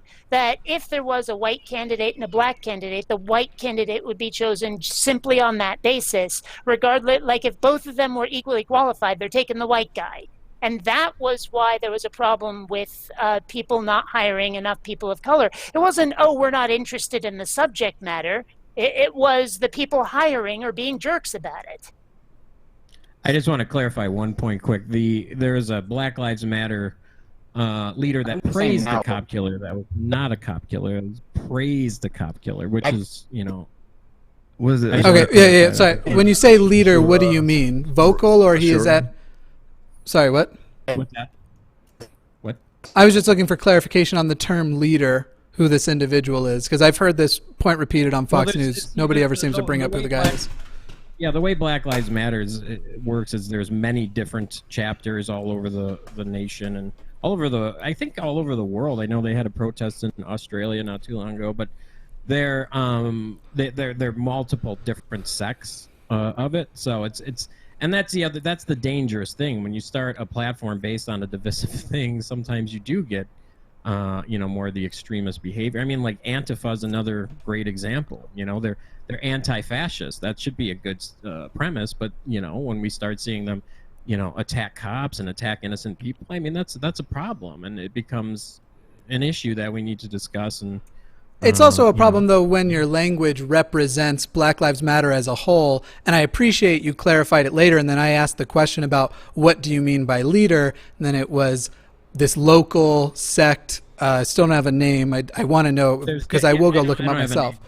Okay. I think that's an irresponsible way to have this conversation when you're trying to paint a whole organization by the example of an individual you found in a sect of an ideology somewhere. Exactly. When things are systematic, it's usually much easier to draw those webs. I mean, for example, pedophilia in the Catholic Church, that's been a running joke to attack Catholic Church for. Yeah. But now we now we actually have a system to look to, and dozens of examples just recently, or hundreds of examples in a small area that can be indicative of the larger problem. Sure. I don't see what you did as equal to that. I agree with that 100%, but we can't, if we're going to say 10% of priests are actually pedophiles and the 90% are getting a bad name. So, I mean, we have to be able to criticize where we see an issue. It doesn't matter how big the percentage is. And, as long as that type of organization breeds that kind of behavior, we need to be critical of that. And,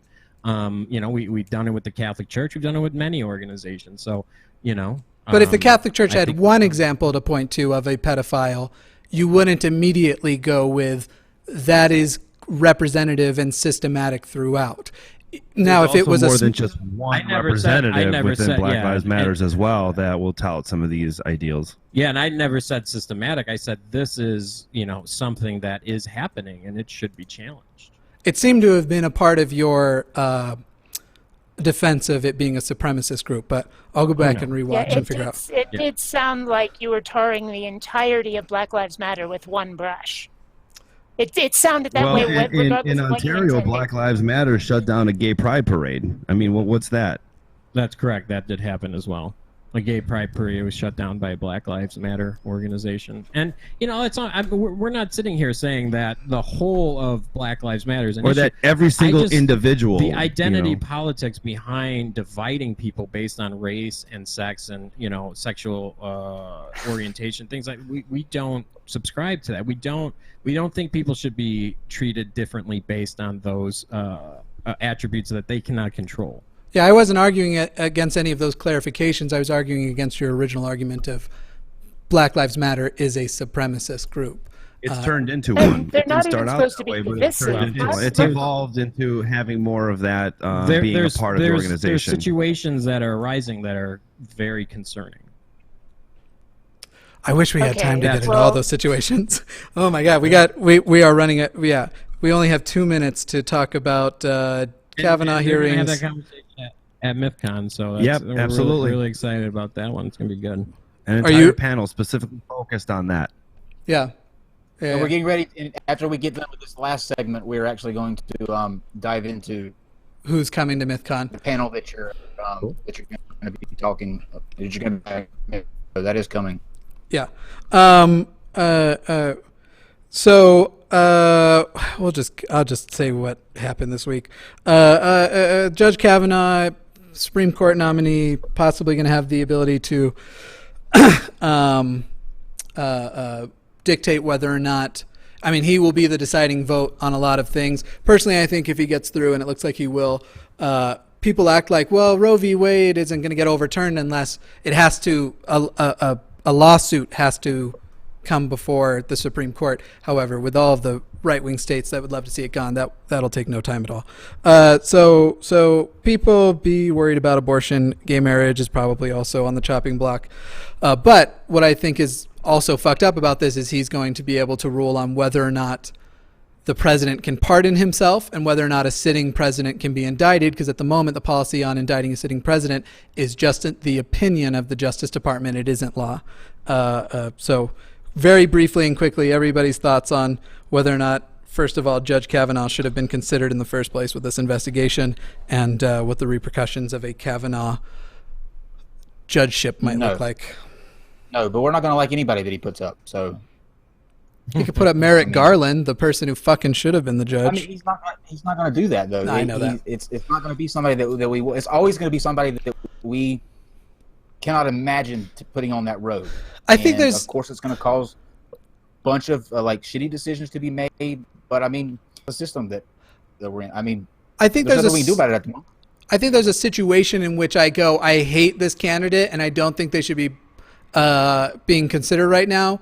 But I acknowledge it's Trump's right to have nominated him, and maybe they are technically as a judge qualified. But prior to the investigation being concluded, when this person's rulings might affect how that plays out, when this is such a massive investigation, and on top of that, the what's his face, Mitch McConnell, his whole reasoning about not seeing Merrick Garland through was because he thought it should be heard after the election, because the election will give an idea of what the American people actually want. Obama's approval numbers were much higher than Trump's at this time, or at Trump's, and we have an election coming up. So if we're going to use that same justification, and I am all for when they play dirty, play fucking dirtier back. If that was a possible avenue, I'd go down. But anyway, everybody else's thoughts. To be fair, Joe Biden did the same thing when he was back in the Senate. He stood up and said the exact same thing about a nomination that Bush was making. So I mean, they just play each other's tricks. I don't know if doing things legally is the right way to get things done, but I will say this: the Republican Party definitely does know how to fight and win. Right now. Yeah, I was saying dirty, not illegal, for the record. Okay. Yeah. Okay. Yeah, I don't know enough about it, so I'm not going to chime in. Who would even be, when we think of the leadership within the Democratic Party, who do we have as a leader? Or I say we. Yeah, who does the Democratic Party have right now to say that's our person? I've thought about that's that, our yeah. individual. That's somebody that we can lean on. They have got these ideas now. Is Bernie Sanders going to come back? Is Hillary going to come back? Who else? I get your question, and this is another one that, and I'm not trying to ring the Fox News bell, but I hear this one on Fox News all the time too. So let's just go back to Trump is president and clearly the leader of the Republican Party. Fine. When did he become the leader of the Republican Party relative to his election? Probably shortly before the nomination, when it was him versus Ted Cruz, or before that, him versus Jeb Bush. So it's not like we're on a time crunch that is unreasonable, that we don't have a dedicated leader. Already heard? I guess that's it. Who do we have that we haven't already heard? Yeah, I think Cory Booker is going to be the nominee right. If we were going today, Booker would be the nominee. I think there are other people who have a shot. I think Gavin Newsom might make a hard go for it in 2020 as well. Interesting. I'd actually advocate for The Rock and Tom Hanks because they were thinking about running, and shit, man, the rules are out the window right now. You want to talk about someone, The Rock and Tom Hanks? They have some huge influence there. It's a fun. Should have been Al Franken. Al Franken would have been fantastic. They got me too. Yeah, he did. And no, they should nominate President Dunning and Vice President Kruger. Bill Maher talked about bringing back. That's funny. Bringing back Al Franken also this week. Yeah, it is a bit shitty, the levels to which he got taken down for, and yeah, this is a hard one for me. I like Al Franken, and I think he should be back personally. And the fact that the president is the president, but Al Franken's gone, is just comedy unto itself. I mean, that's part of the problem. I have a hard time taking Al Franken seriously just because I'm so used to seeing him as a comedian. Al Franken, though, I mean, he put in the work and the time to be taken seriously after, as far as within. Oh, and sure. This is my failing. I'm not saying. Yeah, no, I got you. Yeah. The dude's a motherfucker. And Absolutely. Right now, the conversation needs to be had that a large group of people are saying you can never have. I tend to agree with when it's an accusation of rape, go with the victim until you have reason not to. However, this is accusations of when he's taking photos with people that is hand wandered and supposedly ways in which he harasses people. And I'm going to say something wildly unpopular. I don't think women, almost all of them, lie about rape, but lie about getting hit on. They're women just like we're men. Fucking both of us do it. Everyone does it. And so he has not admitted to any of those things. Personally, I'm kind of on his side that I don't think he did it. Well, you know, I more guess of yous could be hitting on me, but that's all I'm saying. Well, the thing with Franken, I mean, like, you know, the thing with Louis C.K., you know, if you got consent and that happened, you know, it's fucking weird, but, you know, if as long as you ask for consent, you know, I think the picture that I was telling with Franken is that he did have his hand on her breast while she was sleeping. I mean, that's kind of fucked up. Like, that's not even funny. I don't even think that's funny. You know what I mean? So like, you're referring to the picture in the carrier, correct? Yeah, carrier, yeah. I think it was an incredible poor taste. I think it was incredible poor taste. I've worn a full Kevlar kit before, and his hands weren't groping. They were hovering over. You can see the space between. I'm not saying it wasn't tasteless, and it was piggish. He was joking. He was joking around. I think it's fucked up. I mean, if I was that guy's, or if I was that girl's like husband, or even her, like I'd be fucking pissed. If I agree, and being pissed off. And that's I people think are upset, but should his career be completely done on something that he did obviously as a joke? As a bad joke, poor taste. She should be pissed off. Somebody should say this was fucking stupid. You were being fucking stupid. But as far as taking away his entire life, first of all, the fact that there's this large piece of the public who are more offended than the victim is already fucking nuts. But beyond that, you can grope a person through a Kevlar block about as easily as you can through drywall.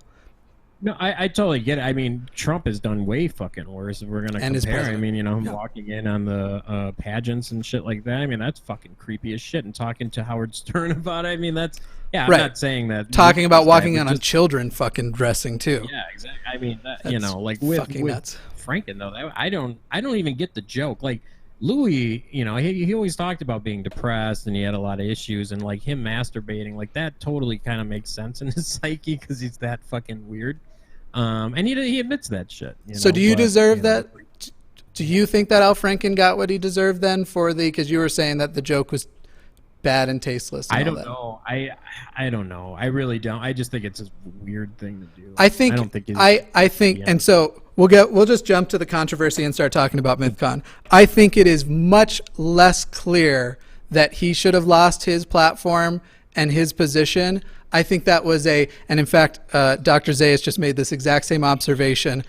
I certainly think it was not in more poor taste than Sargon's "I wouldn't even rape you" joke.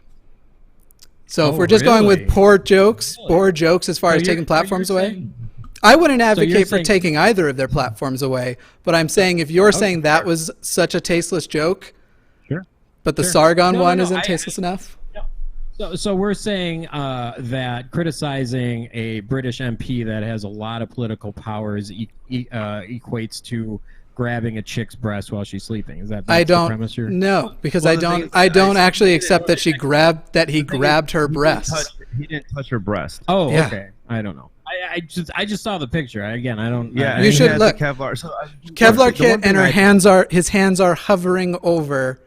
There is no, this is not still tasteless, still gross, and creepy as fuck, by the way. Seriously, Al, not that he's watching. Creepy as fuck that you put it in her photos for her to find later.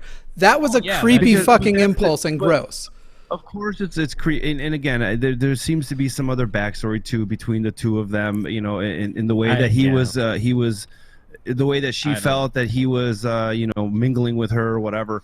Yeah. But I mean, the one thing that I think about is those old, what about the situation if she was to jump in the water with one of those old metal tanks, with those scuba gears, and he did the same thing? Would it be along the same lines? Well, and to kind of cover your point with the Sargon thing, and this is where I think we need to evolve past this. I mean, I'm so sick of hearing about this tweet, but if you look at Donald Trump's Twitter and you see some of the shit that people say to him or some of the other political figures you see in the U.S., I mean, you start seeing some of the shit people say is ridiculous because of the anonymity and all of this other stuff. And so, when Jess Phillips, she is advocating for controlling a portion of the internet, which is scary, which would be scary for me. It's scary when you start limiting any type of speech. And Sargon's point was to say something, even though he was saying the opposite, and then people would still say that is what he was saying. So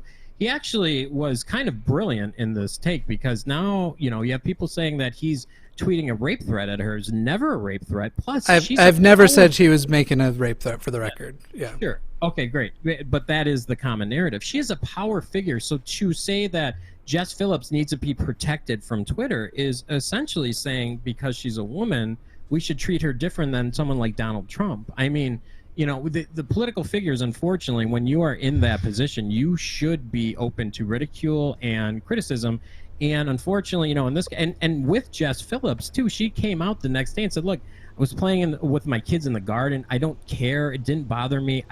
Why would she, as an MP, care about what Sargon on YouTube says in the first place? I mean, this is like, you know, it's almost like saying Sargon has somehow can influence Donald Trump. It doesn't make any sense. It's not going to happen. So my broader question, though, was bringing back to what the original thing was. There was, you seem to say you don't know, or maybe it was appropriate for Al Franken to lose his job over a clearly tasteless joke. But this, we're not evaluating who's bigger or who's smaller. That's what the Louis C.K. thing is. By the way, Louis C.K. has come out and acknowledged that power dynamics do matter and what he did was fucked up. But just as a side, I don't think he should be deplatformed forever, but sure. I agree with his own assessment that it was fucked up. But on this scenario of this tasteless joke, and maybe we just disagree on how tasteless the joke was. This tasteless joke, sure, deplatform, but with this tasteless joke, don't. What is your line? I'm not saying deplatform Franken. What I'm saying, it's a creepy ass fucking thing. It's up to the people involved in the situation, the people that have the details. With Jess Phillips, she's the one that came out and said, "Look, it didn't even bother me." So end of story. Like this, we shouldn't even be talking about this. 3 years later? You know, the thing with Franken, again, it's totally up to the characters involved and them working it out. I don't know what the terms of him losing his job and how that all fits in. Again, I don't have all the facts. All I know is the people involved have to work it out, and the public needs to stay out of it. They really do. And you know, it's because I don't have all the facts. I wasn't there. I don't know, so it's not my call. So summarize then who you believe Mythcon is for. So Mythcon is for anybody that finds value in trending topics. You know, we are kind of a mixture of a bunch of different things right now. Like we have elements of VidCon, we have elements of Gen Con, we have elements of the atheist community when they had conferences. We have all kinds of elements. So we're kind of a product of something that, again, we get the data, the scientific data from our customers, and then also looking and seeing what people are interested in. So it's for everyone that is interested in these topics. Do you think there are any groups of people or of certain ideologies or identities that would, should, or shouldn't, or currently probably think they would feel uncomfortable attending, as though they're going to be attacked, ridiculed, that sort of thing? I don't know. It really depends on the individual. I mean, perhaps individuals that need to have a card to that says you can talk to me if I approach you. Maybe they'll be offended in some way, but yeah, it's up to the individual. I'm not worried about offended. I'm talking about uncomfortable and feelings of safety. So, for example, I get why a trans person would feel very safe if they are a speaker. Do you think it would be wrong of a trans person who right now says, "I'm not going to go because I don't think I would be treated well there"? No, absolutely not. No. Not only do we have guards, and we have the Milwaukee Police Department partnering with us for this event again. Not only do we have a harassment policy in place, we also have a third-party security company, police officers, and the Pabst Theater with 123 years of experience in this.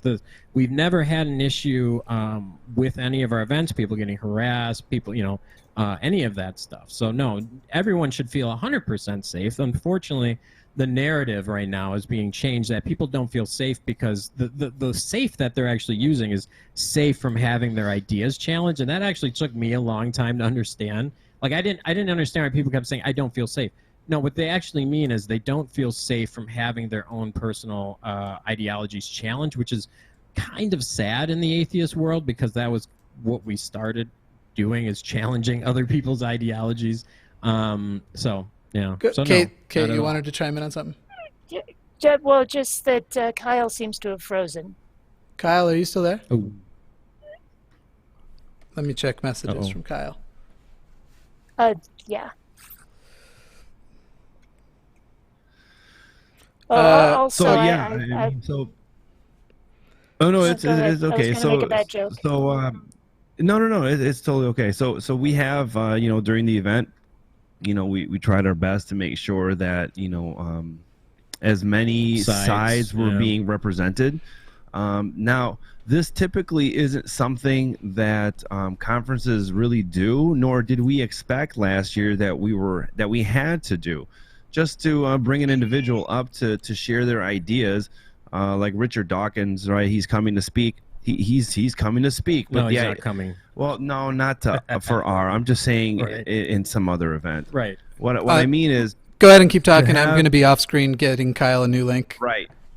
Sure. Right. So what I'm saying is that it wasn't until last Mythcon where we started getting some haters on our social media saying how can you allow these individuals to speak up there unchallenged, and it was never really a concept for me to say like we have to do this. All the old conferences just invited anyone to speak about whatever they wanted by themselves, right? But then we do that for a couple individuals that some viewed too extreme, and now it was a concern. Now that their ideas had to be challenged publicly. Weird. Well, regardless, of me thinking that was, nonsense and something that, we don't have to do, we listened to, our audience, we listened to our critics, we listened to feedback, and we said, you know what, we can do this too. Yeah, you haven't hung up on me, so that's been great. So that's what we've done.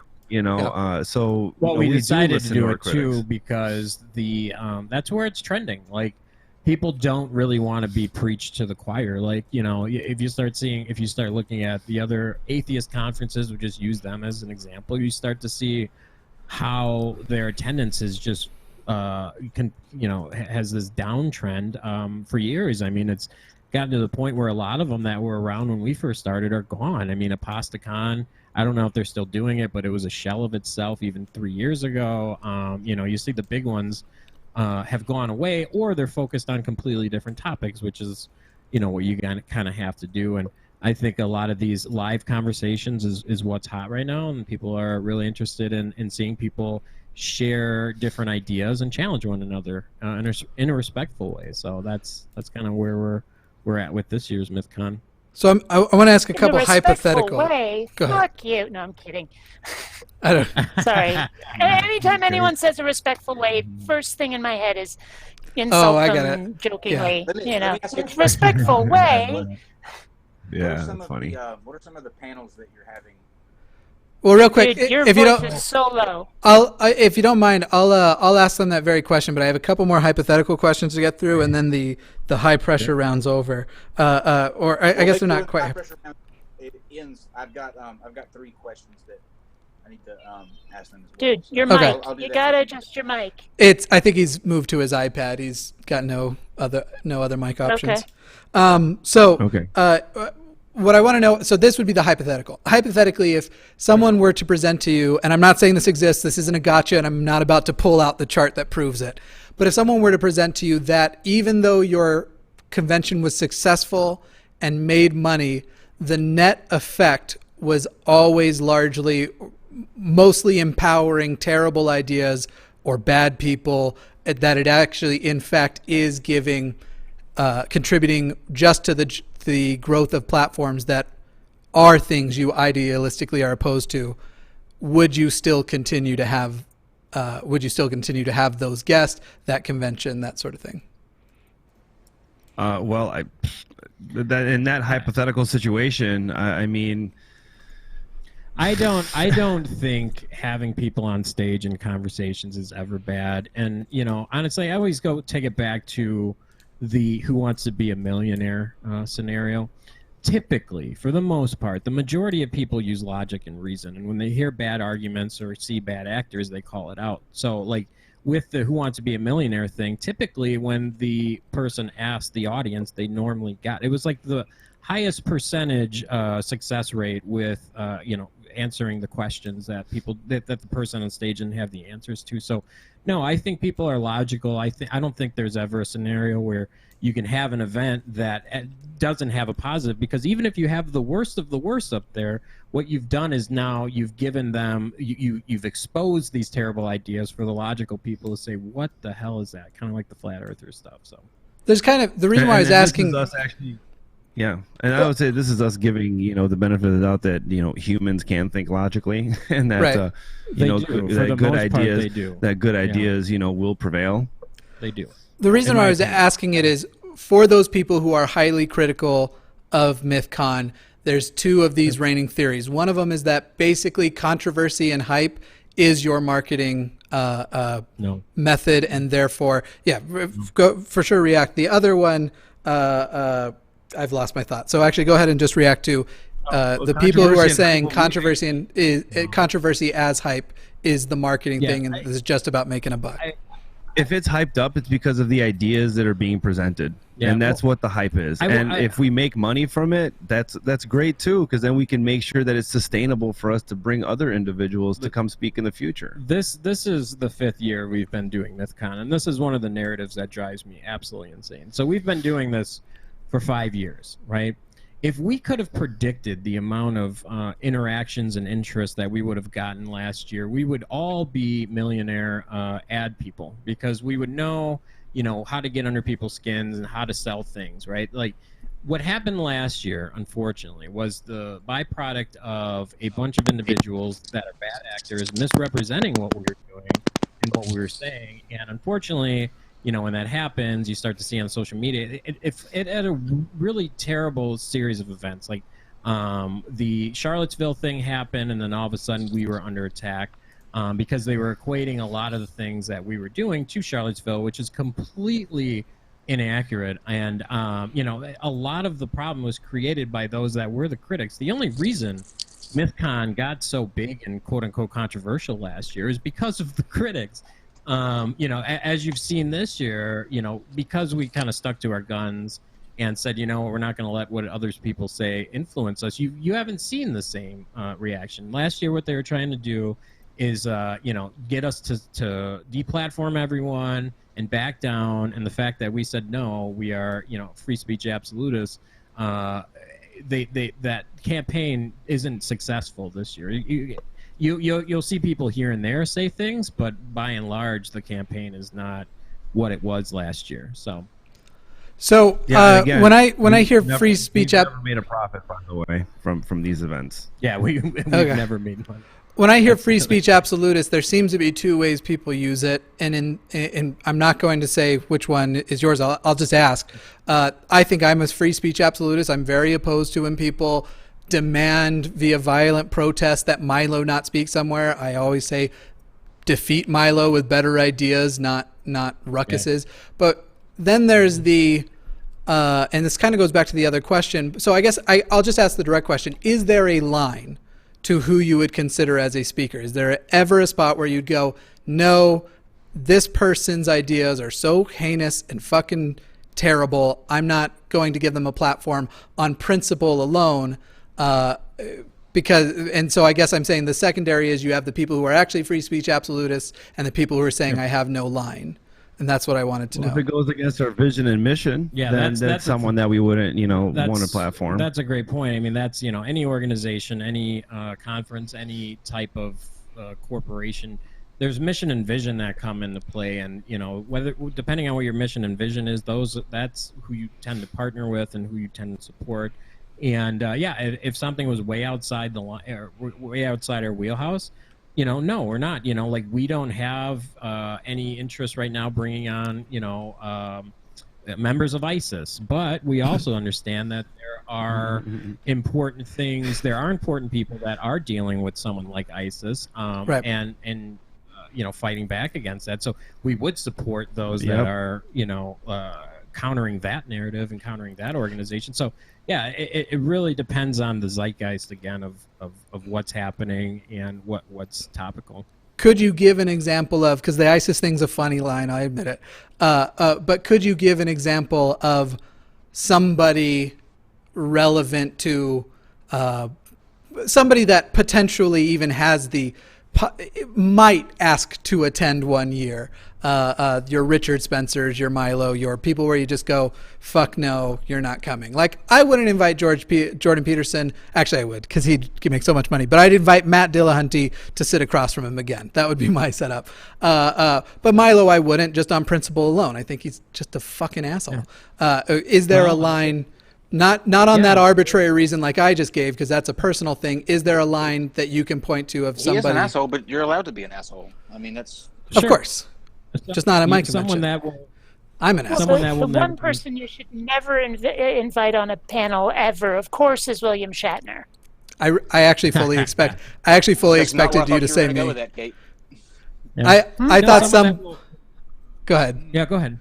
No, I was just going to say I thought somebody would say Mr. Atheist, but that's fine. No, someone that will never be invited again is Matt Dillahunty, because Matt Dillahunty decided to completely misrepresent what we were doing, what we said, and all of the things that were happening at Mythcon. So, as long as, we're a very loyal organization, and, even though we don't agree, actually, we're all friends. We've all been running this as friends, and we typically never agree on anything. That's what makes us great friends. But as soon as you start to slander us and completely misrepresent us to the point where it causes us harm, financially or reputation or whatever, that's a hard pass. So I mean, I've seen. I'll be honest, and then I'll give things over to Kyle here in a moment for the rest, because I'm pretty well done. I guess I had one question after, but it ties into this, so that I'll just tie it in. That's disappointing as an answer to me. That people with offensive ideas, no, but this guy who. I've watched his criticism. I think he gave his criticism from his honest point of view. It's an hour long. It's on YouTube. And I will disclose, Matt and I aren't best friends, but we have something of a friendship over our love of magic, but it's very mild. It's disappointing to me that somebody for whom that feels like it's a personal reason trumps over this person promotes Nazism. Like you named Matt Dillahunty, but Richard Spencer, it sounds like Matt Dillahunty wouldn't be invited before Richard Spencer would. Or that I wasn't understand worded what you're saying with that video. And that's the issue. Someone that doesn't know the inside baseball sees Matt Dillahunty's video and assumes what he's saying is accurate. Not one thing he said in that video was accurate. We did not talk about blazing the trails and trying to go for controversy and trying to do, again, we were in a position where we were reacting to something that no one could have ever predicted, and we were trying our best to get through something, and we offered him opportunity, and we offered him nothing but respect, and we were nothing but nice to him when he was here, and he creates his 1 hour video completely stating all of the opposite. So it's personal, but it's also professional. That's one of the words in this world that professionalism has been lost in these social media outrage mobs, and we need to get back to a point where, even though we disagree, we don't start slandering people and throwing them under the bus and telling them that they're Nazis and all this other stuff. Just a mutual respect goes a long way, even if you're not a fan of what they say or what they do. I think even if Matt had made an hour-long video of the ways in which he would bang your mom, like something totally offensive, I'd still be disappointed that he was higher on the list than someone like a Richard Spencer. No, and we've said I think the question being asked here is there anyone you would not have on the panel for purely ideological reasons? Because their platform is shitty and dangerous. We've had the conversation. We would not allow alt-right supremacists on the stage, because that... What does that even mean? It doesn't fit our mission. It doesn't. Not only does it not fit our mission. I mean, it's also outside of the mainstream too. But it's also some of the most abhorrent things that we've ever heard. I mean, So obviously, we're not gonna. We've had this conversation as an organization, and again, with an organization, you have to take in consideration multiple points of view, and we all agreed that would be something we're not. We're not looking to promote or to quote unquote platform, if you will. Let me just say this one thing too. We're always, we were told we were giving Sargon a platform and Armored and Chew and all these people platforms. You guys have had Armored on your show. You've had Sargon on your show. You could see their platform is just fine without, being at the Paps in Milwaukee. Like, you know, that's one of the things where you know, I wish we would get past me, this whole platform thing.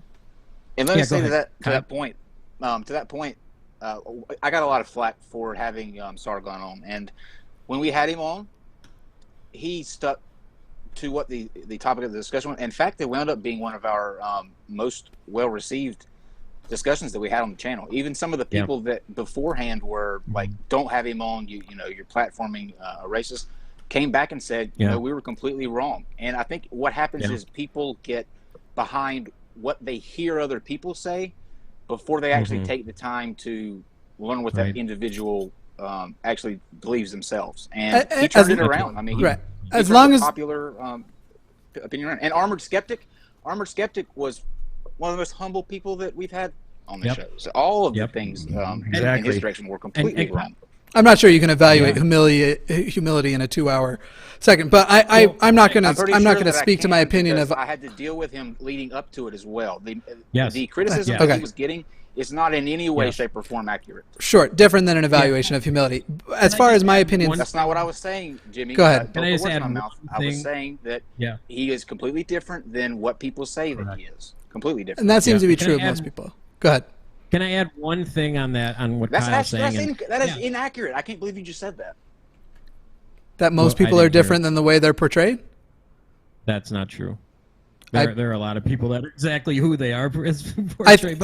I agree with both statements. I think there are a lot of people who are exactly who they appear, but I also think most people do not. Are not portrayed as themselves. I just want to add on to what Kyle's saying. And yes, Kyle did deal with Sargon, and he had Brittany Simon on his, you know, she's going to be at Mythcon too. And this is the thing. As an organization, when we're partnering with people, again, you know, that's why Matt Dillahunty's not coming back. When you partner with somebody and they show you nothing but respect and are on time and do what they say they're going to do and are nice and are supportive, I mean, Armored Shoe, Sargon, those three were amazing. Like, just having them at the PAPS, they were extremely nice. I mean, they spent 13, 14 hours talking to people all day. That's all they did. And that's a very hard, challenging thing to do. Like, when you're on constantly for 13 hours, it drains so much energy for you. They never complained. They were extremely nice and positive the whole time. The only issues we had were with the people that were quote unquote the SJWs, the people that are supposed to be the liberal minded, nice people, and the people we got attacked by are the social justice people. It's like, so what narrative and then they spun the narrative on us. So it's like, for us, it's really hard to listen to what people are saying when they like to misrepresent and, you know, make people look, put them in bad lighting. It's like, how can you trust that? Are you implying Matt is an SJW in that? No, to be fair, I dealt with Matt Dillahunty as well, and he was equally as great to work with. I had zero complaints about Dillahunty. What I'm worried is it goes both ways. With how important all of these platforms could be to the community, I'm worried that what you're conveying is you have no intention ever or even desire to build any bridge with Matt Dillahunty because, as you see it, everything was him in the wrong and nothing on your end. And if that's the answer, that's fine. That's how people often feel. But I think that's something I'd want to know. He can come out. That's and something apologize. between them, though, that they have to figure out. You know, but yeah, if Matt Dillahunty wants to actually sit down and talk about the video that he made, you know, here's the thing: we didn't make a video about Matt Dillahunty. We didn't make a video about some of the things that Matt Dillahunty said. We didn't make a video about Matt Dillahunty telling somebody nice tits. We didn't talk about these things. See, that's the difference in professionalism. I don't know if that's professionalism or something that's a public controversy. No. It 100% is professionalism because, look, you know, if it's not an issue or if it's things that are out of our control or whatever, you know, it is what it is. We don't lie about people and make things up. And we're not going to sit there and, you know, throw people under the bus at the same time. So, you know, it is what it is. And, you know, if he wants to apologize to us, great. That's great. But, you know, at the same time, he's someone that has a reputation that came after us to try and tarnish our reputation. So, after being I want to say in defense of him. I think that's something, right. I don't feel like I don't think it's right to have this discussion here with him not here and not hear his side as well. So I think this is something that you guys, you know, have to work on. So that's hearing why it. the It's video not a good affected thing us to air so it much, publicly. I don't think. Yeah, Right. Well, not that the video affected us so much. So, you know, because we weren't there on the other side having the conversation with him. It was extremely unprofessional. This would be something. Yeah. I'm still going to defend that. do I don't think it's unprofessional. Oh, If you wait a go minute, to an wait a minute, event wait a minute, that wait a there's a minute. big, let me finish this real quick, Kate. If you go to an event and there's a big controversial backlash, people would have been looking to Matt. And again, I don't think Matt made anything up. I'm not saying that means he's right. I think Matt spoke what he thought was the truth from his perspective. Well, okay, He but made I most of have that to video. ask this question. Is it only okay to criticize someone if they're present while you're doing it? Because that's what I'm hearing right now. No, that's not what I'm saying. I'm saying. saying that I don't think it's right to have this conversation with him not here and able to speak for himself. So But I think I'm this by I'm by- finished. But I mean, they were talking about Matt making a video, apparently criticizing them, and maybe he misrepresented them. Maybe it was unintentional. Maybe it wasn't. But I mean, my entire channel is based on taking somebody else's video and debunking the crap out of it. And if they want to respond, they can respond. But they're not there at that moment to give their side. Well, does that make Yeah, the but we're in the criticism middle wrong? between a party that is here and the other party is not here. Like one Right, side is but- here. Yeah, But and part of what- so I don't think it's I'm- right to. Yeah, but part of what they speak for that said other side. was that Matt made a video and they didn't, and somehow that made Matt necessarily in the wrong. No. All I'm saying is that he misrepresented what we're saying Yeah. This is based what on the happens, video right? being brought up. And that's why he's not Confusion. getting invited. That's all we're saying. Okay. I'm done with my right. line of questions. I do have a super chat from Godless Engineer to read. Let me get into my Stewie Griffin voice. That's the promise. As a past supporter of Mythcon, I miss the old Mythcon. That's from Godless Engineer. Thank you, Yes, Godless, well, for your apparently contribution. the convention's a bit hit or miss. Puns. Sorry, I had missed to. the It old was pasta con. there all pink and naked. I had to point at it. All right, Kyle, Yeah. you have your. I miss. Go ahead. I miss the old But- Pasticons. I miss some of those debates and stuff. Unfortunately, things have moved forward, and you have to continue to move and pivot and evolve. Otherwise, you're left behind. And I think Mythcon, what we have coming up this year, I think it's going to be like something you've never seen in your life. You've never seen something like this that's going to happen. I think those that are there live are going to experience something that's special. And one of the things that I like to bring up, and for those that just run channels or podcasts or whatever, you already know what kind of work goes into that. But to throw this type of conference where we're inviting 36 people in Milwaukee, we're investing 60 plus hours a week on planning, on a ton of different details on insurance, on security, on all of these things. And It's over $60,000 right now that yeah, we're budgeting. our budget is 60,000. We're probably going to see another loss on that this year. So we're doing it for the fans. We're doing it for the creators. We're doing it to get people's voices out there and their ideas out there. And a lot of times that's overshadowed, and people just say, "Oh, it's this and that." No, this is a lot of work that this team that is all volunteer based has put in. And I'm so extremely proud of the team and the fact that we're doing it for the 5th year in a row. And we've partnered with one of the biggest venues in the city, if not the biggest, and we're super proud of it and excited. And yes, unfortunately, someone like a Matt, when they start misrepresenting what we're doing, we do get a little I thought we offended moved because on. this is something. What's that? Yeah, I mean, What in did this. you guys think I'm about just saying, what happened with Kilroy? And What's that? What did you guys think about what happened with Kilroy?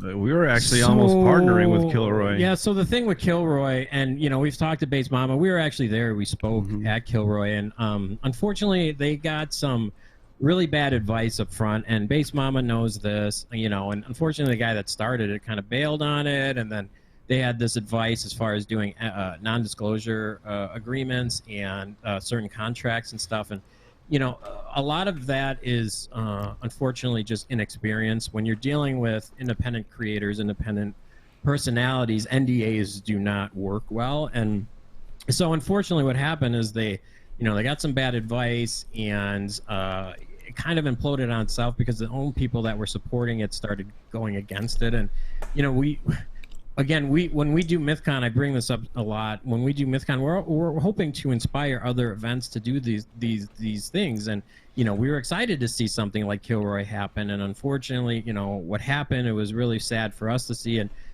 we're very hopeful that they do it again and they do it better, because this is part of the inexperience that comes and the experience that you get. Because we all have full-time jobs, like we all do different things that it's not event planning. So there's a lot of learning curve and a lot of things you have to kind of learn on the fly to do these things. And we've had 5 years to do this, and when we started out, it was a few speakers, small little event, at a hotel.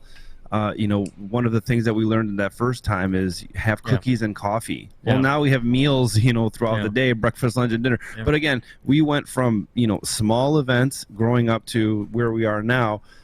Kilroy essentially went from zero to this. Yeah, they or were maybe even bigger than this. They were in the spotlight immediately.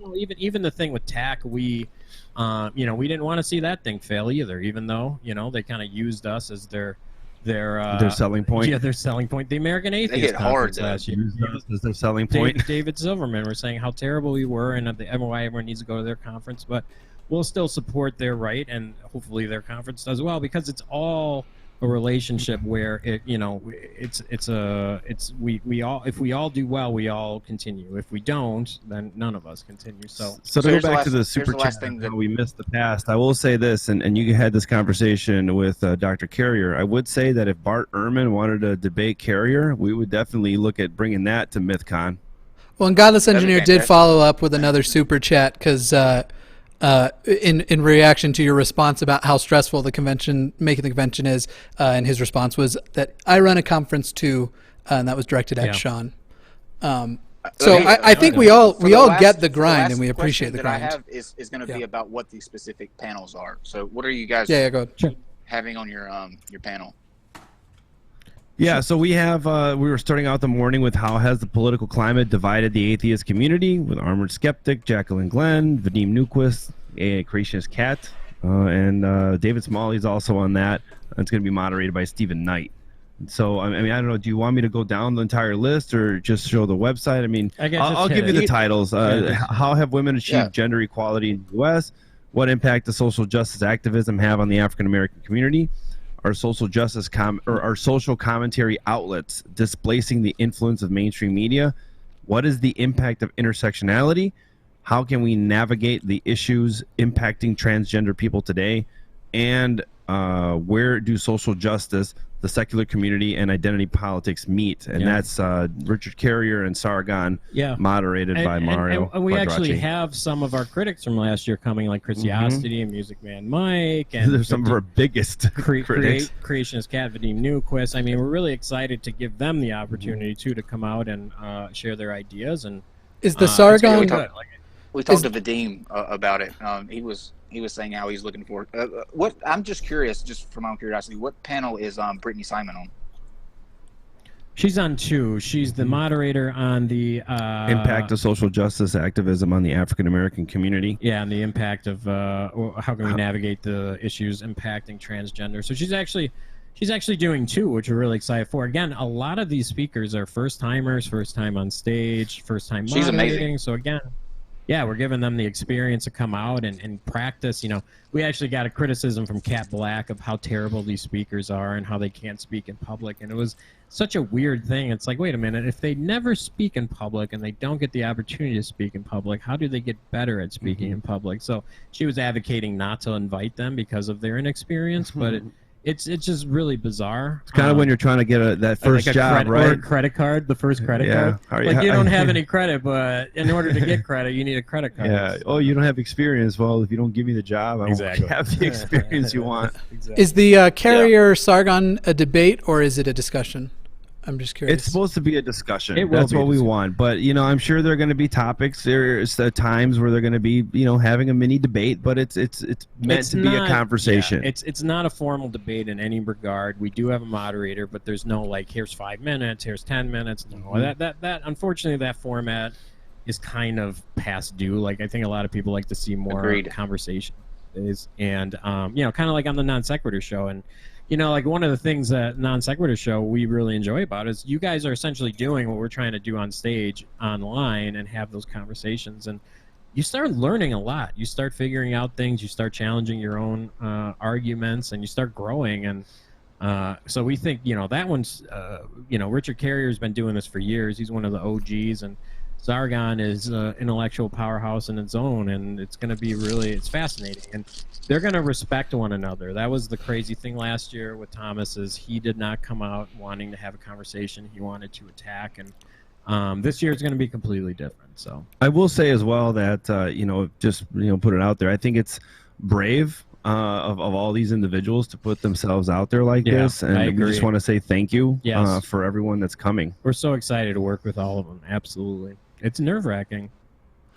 So, Good deal.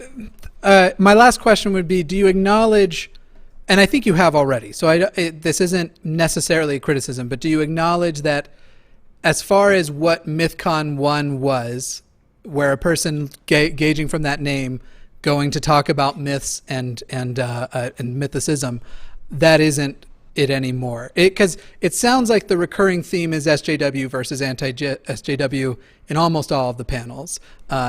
Is that where it is now? Is that the mission statement now of Mythcon? We've transitioned a little bit, you know, from strict mythicism and strict atheism to just expand our horizons, or expand, you know, the spectrum of things that, you know, we do want to bring, you know, because again, the atheist community, like us, we're talking about these things. You know, so we've never been one or another. We've actually worked with Eric Andre, Hannibal Buress, the Wu-Tang Clan, various comedians in LA. We've created a movie called Batman and Jesus, which we showed last year.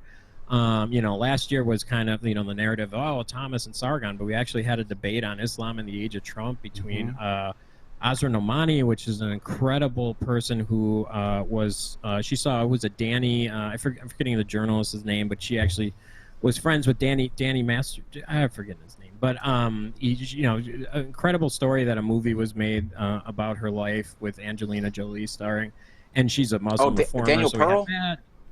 Danny Pearl, yes, thank you. She was friends with Danny Pearl when he was executed, yeah, so, you know, and we had the Scientology thing, you know, we had Ron speaking last year. So, you know, our organization constantly pivots and changes, and we've covered so many topics and so many different areas of so many different things in the past. But, you know, our foundation still goes back to normalizing and normalizing secularism and promoting, you know, separation of church and state. And we've done it just in different ways. And, you know, we're criticized this year saying, well, you're not an atheist conference anymore. And I challenge that by saying, well, what the hell is an atheist conference? What does that even mean? To your point then, which panel would you say most will promote secularism?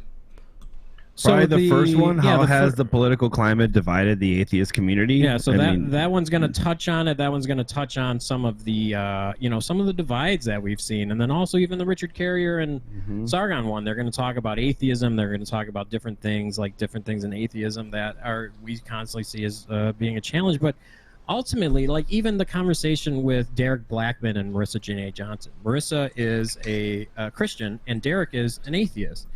And, you know, when they're talking about secular or social justice activism in the African community, I know sure as shit religion is going to be one of the things that comes up. You know, like this is how, you know, we've been trying to challenge the secular community by thinking outside the box for so long. There's not one specific way of promoting secularism. There's a whole host of ways that you can do it. And we always make the argument that, you know, Will and Grace did more for the LGBTQ community than protesting on Washington, because Will and Grace changes the hearts and minds of people through entertainment and normalizing it that way.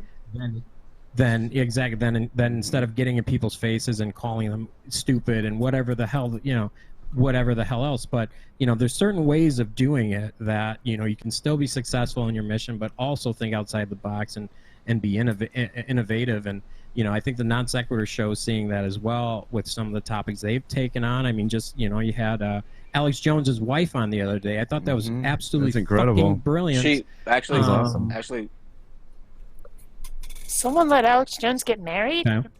Kyle, what were you gonna say? We no, I had to think it just- reschedule.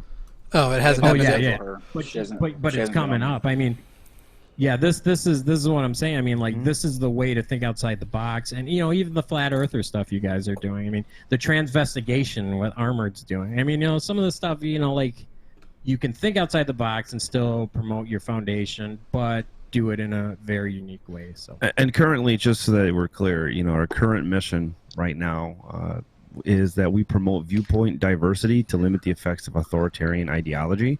And our vision is to see a more egalitarian, pluralistic society. So that's where we're at right now as an organization.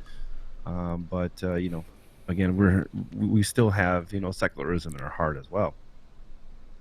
Well, I definitely appreciate you coming on. I'm sure Kyle warned you I'm an asshole, and I'm glad you guys came anyway, and were willing to field my, what did you call them, high pressure questions, Kyle? They weren't that high pressure. I think you've been extremely nice to us. If you consider yourself an asshole, if you Thanks. listen to Twitter, we're Hispanic white nationalists. So Makes sense. everything Makes sense. That you and I are on total agreement as far as the way certain groups go straight to these stupid labels. If you call Ben Shapiro a Nazi, you're an idiot. Yeah. Ben Shapiro's wrong, and he is wrong. Yeah. But he's not a Right. fucking Nazi with his yarmulke on. Come the It fuck cheapens on. the word. Like it really does. It takes away from people who are actual Nazis, or people who are actually racist. Yeah. Like when you arbitrarily So throw out agree. the Yeah. word We agree. racist, just So to is this- anything Well, that guys, you you- disagree with, it cheapens it. Yeah, Kyle, I agree 100%. And thank you guys so much for the opportunity. thank you all. It's always fun talking to people kind of in our world because we, like I said, we've been in there since 2013. We're kind of the OGs, and it's interesting to see kind of the new people coming up, and hopefully you guys continue to rise and, prove me wrong. Prove me wrong that there is still interest in the atheist world, and that, we can still grow this platform. But also, I'd love to see you guys at Mythcon too. And Kyle, I know you're going to be there. Can't wait to meet you in person. Yeah, you're going to have a table? Yeah. The non-sequiturs are going to have a table at Mythcon. Yeah. So come see them. I would love to prove you wrong on that aspect, but I think you're half right and half wrong. I think that by itself, it can't grow like it used to. I think it can stay maybe stable, and you're going to always have a revolving door of creators that come in and out.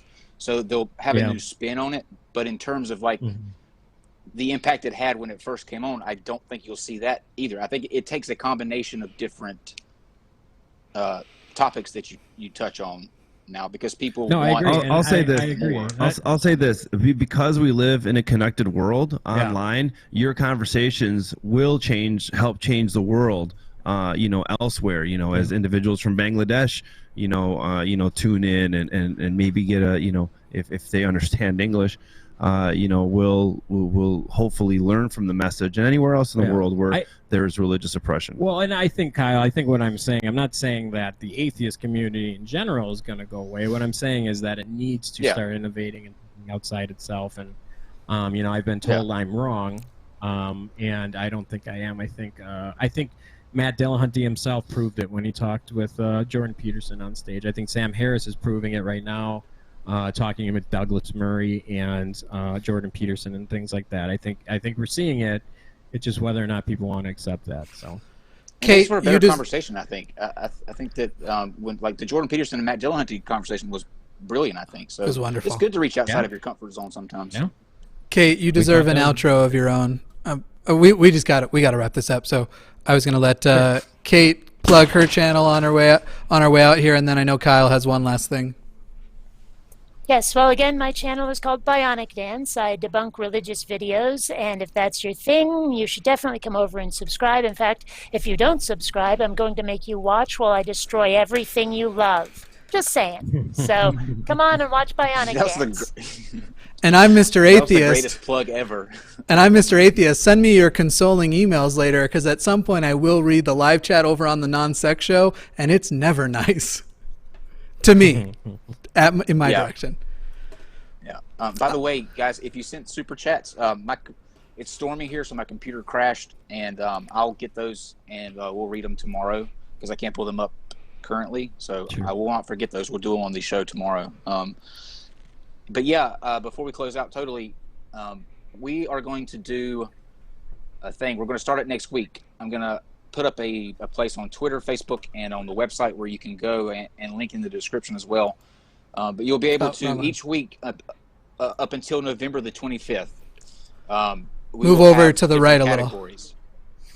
I put the thing on the screen. Move over a little. It's fine if it covers my face. I'll just move my mouth like it's me talking. So each week you have you're going to have a different category. Now they're going to range from video of the year to best argument, the dumpster fire of the year, all of those different categories. We have several different, but they're going to roll out on a week-by-week basis until Sunday, November the 25th. You guys will be voting, and then we will have some of your favorite content creators will come in to present those, kind of like the Oscars, so to speak, in our little neck of the woods. So look out for that, and we will have those out on the 25th of November. I decided to head over to your chat, and the first one I see is, what if Mr. Atheist won't use his real name because his name is really Joseph Smith? It's Jimmy, for the record. I'm not going to give you my last name, but it's not Jimmy Smith. Thank you, everybody, for showing up. It would make sense. Make sure you check out Godless Iowans blog this week on the top 10 atheist videos. Kate, who we have here today, was number 1 talking about burnout. Say goodbye to Kate's kitty. Well, now it's underneath the thing, so they hold it back up so I don't sound like a perv. Hey, Sean, real quick, for people that want to check out about the Mythcon, where do they go? Oh, yeah, good call. Yeah, just go to mythicistmilwaukee.com or just search Mythcon Milwaukee, and we have all of our stuff on there, our YouTube channel, our podcast, all that stuff. So, and Twitter and all that fun stuff. So yeah, you can find it all there. Thanks, Kyle. Yeah, cool. You find our podcast there as well. And I'll just sign off with and Brian. I'll sign off with my normal tagline, my favorite tagline, my memed one. Fuck you all, like and subscribe. Thanks, guys.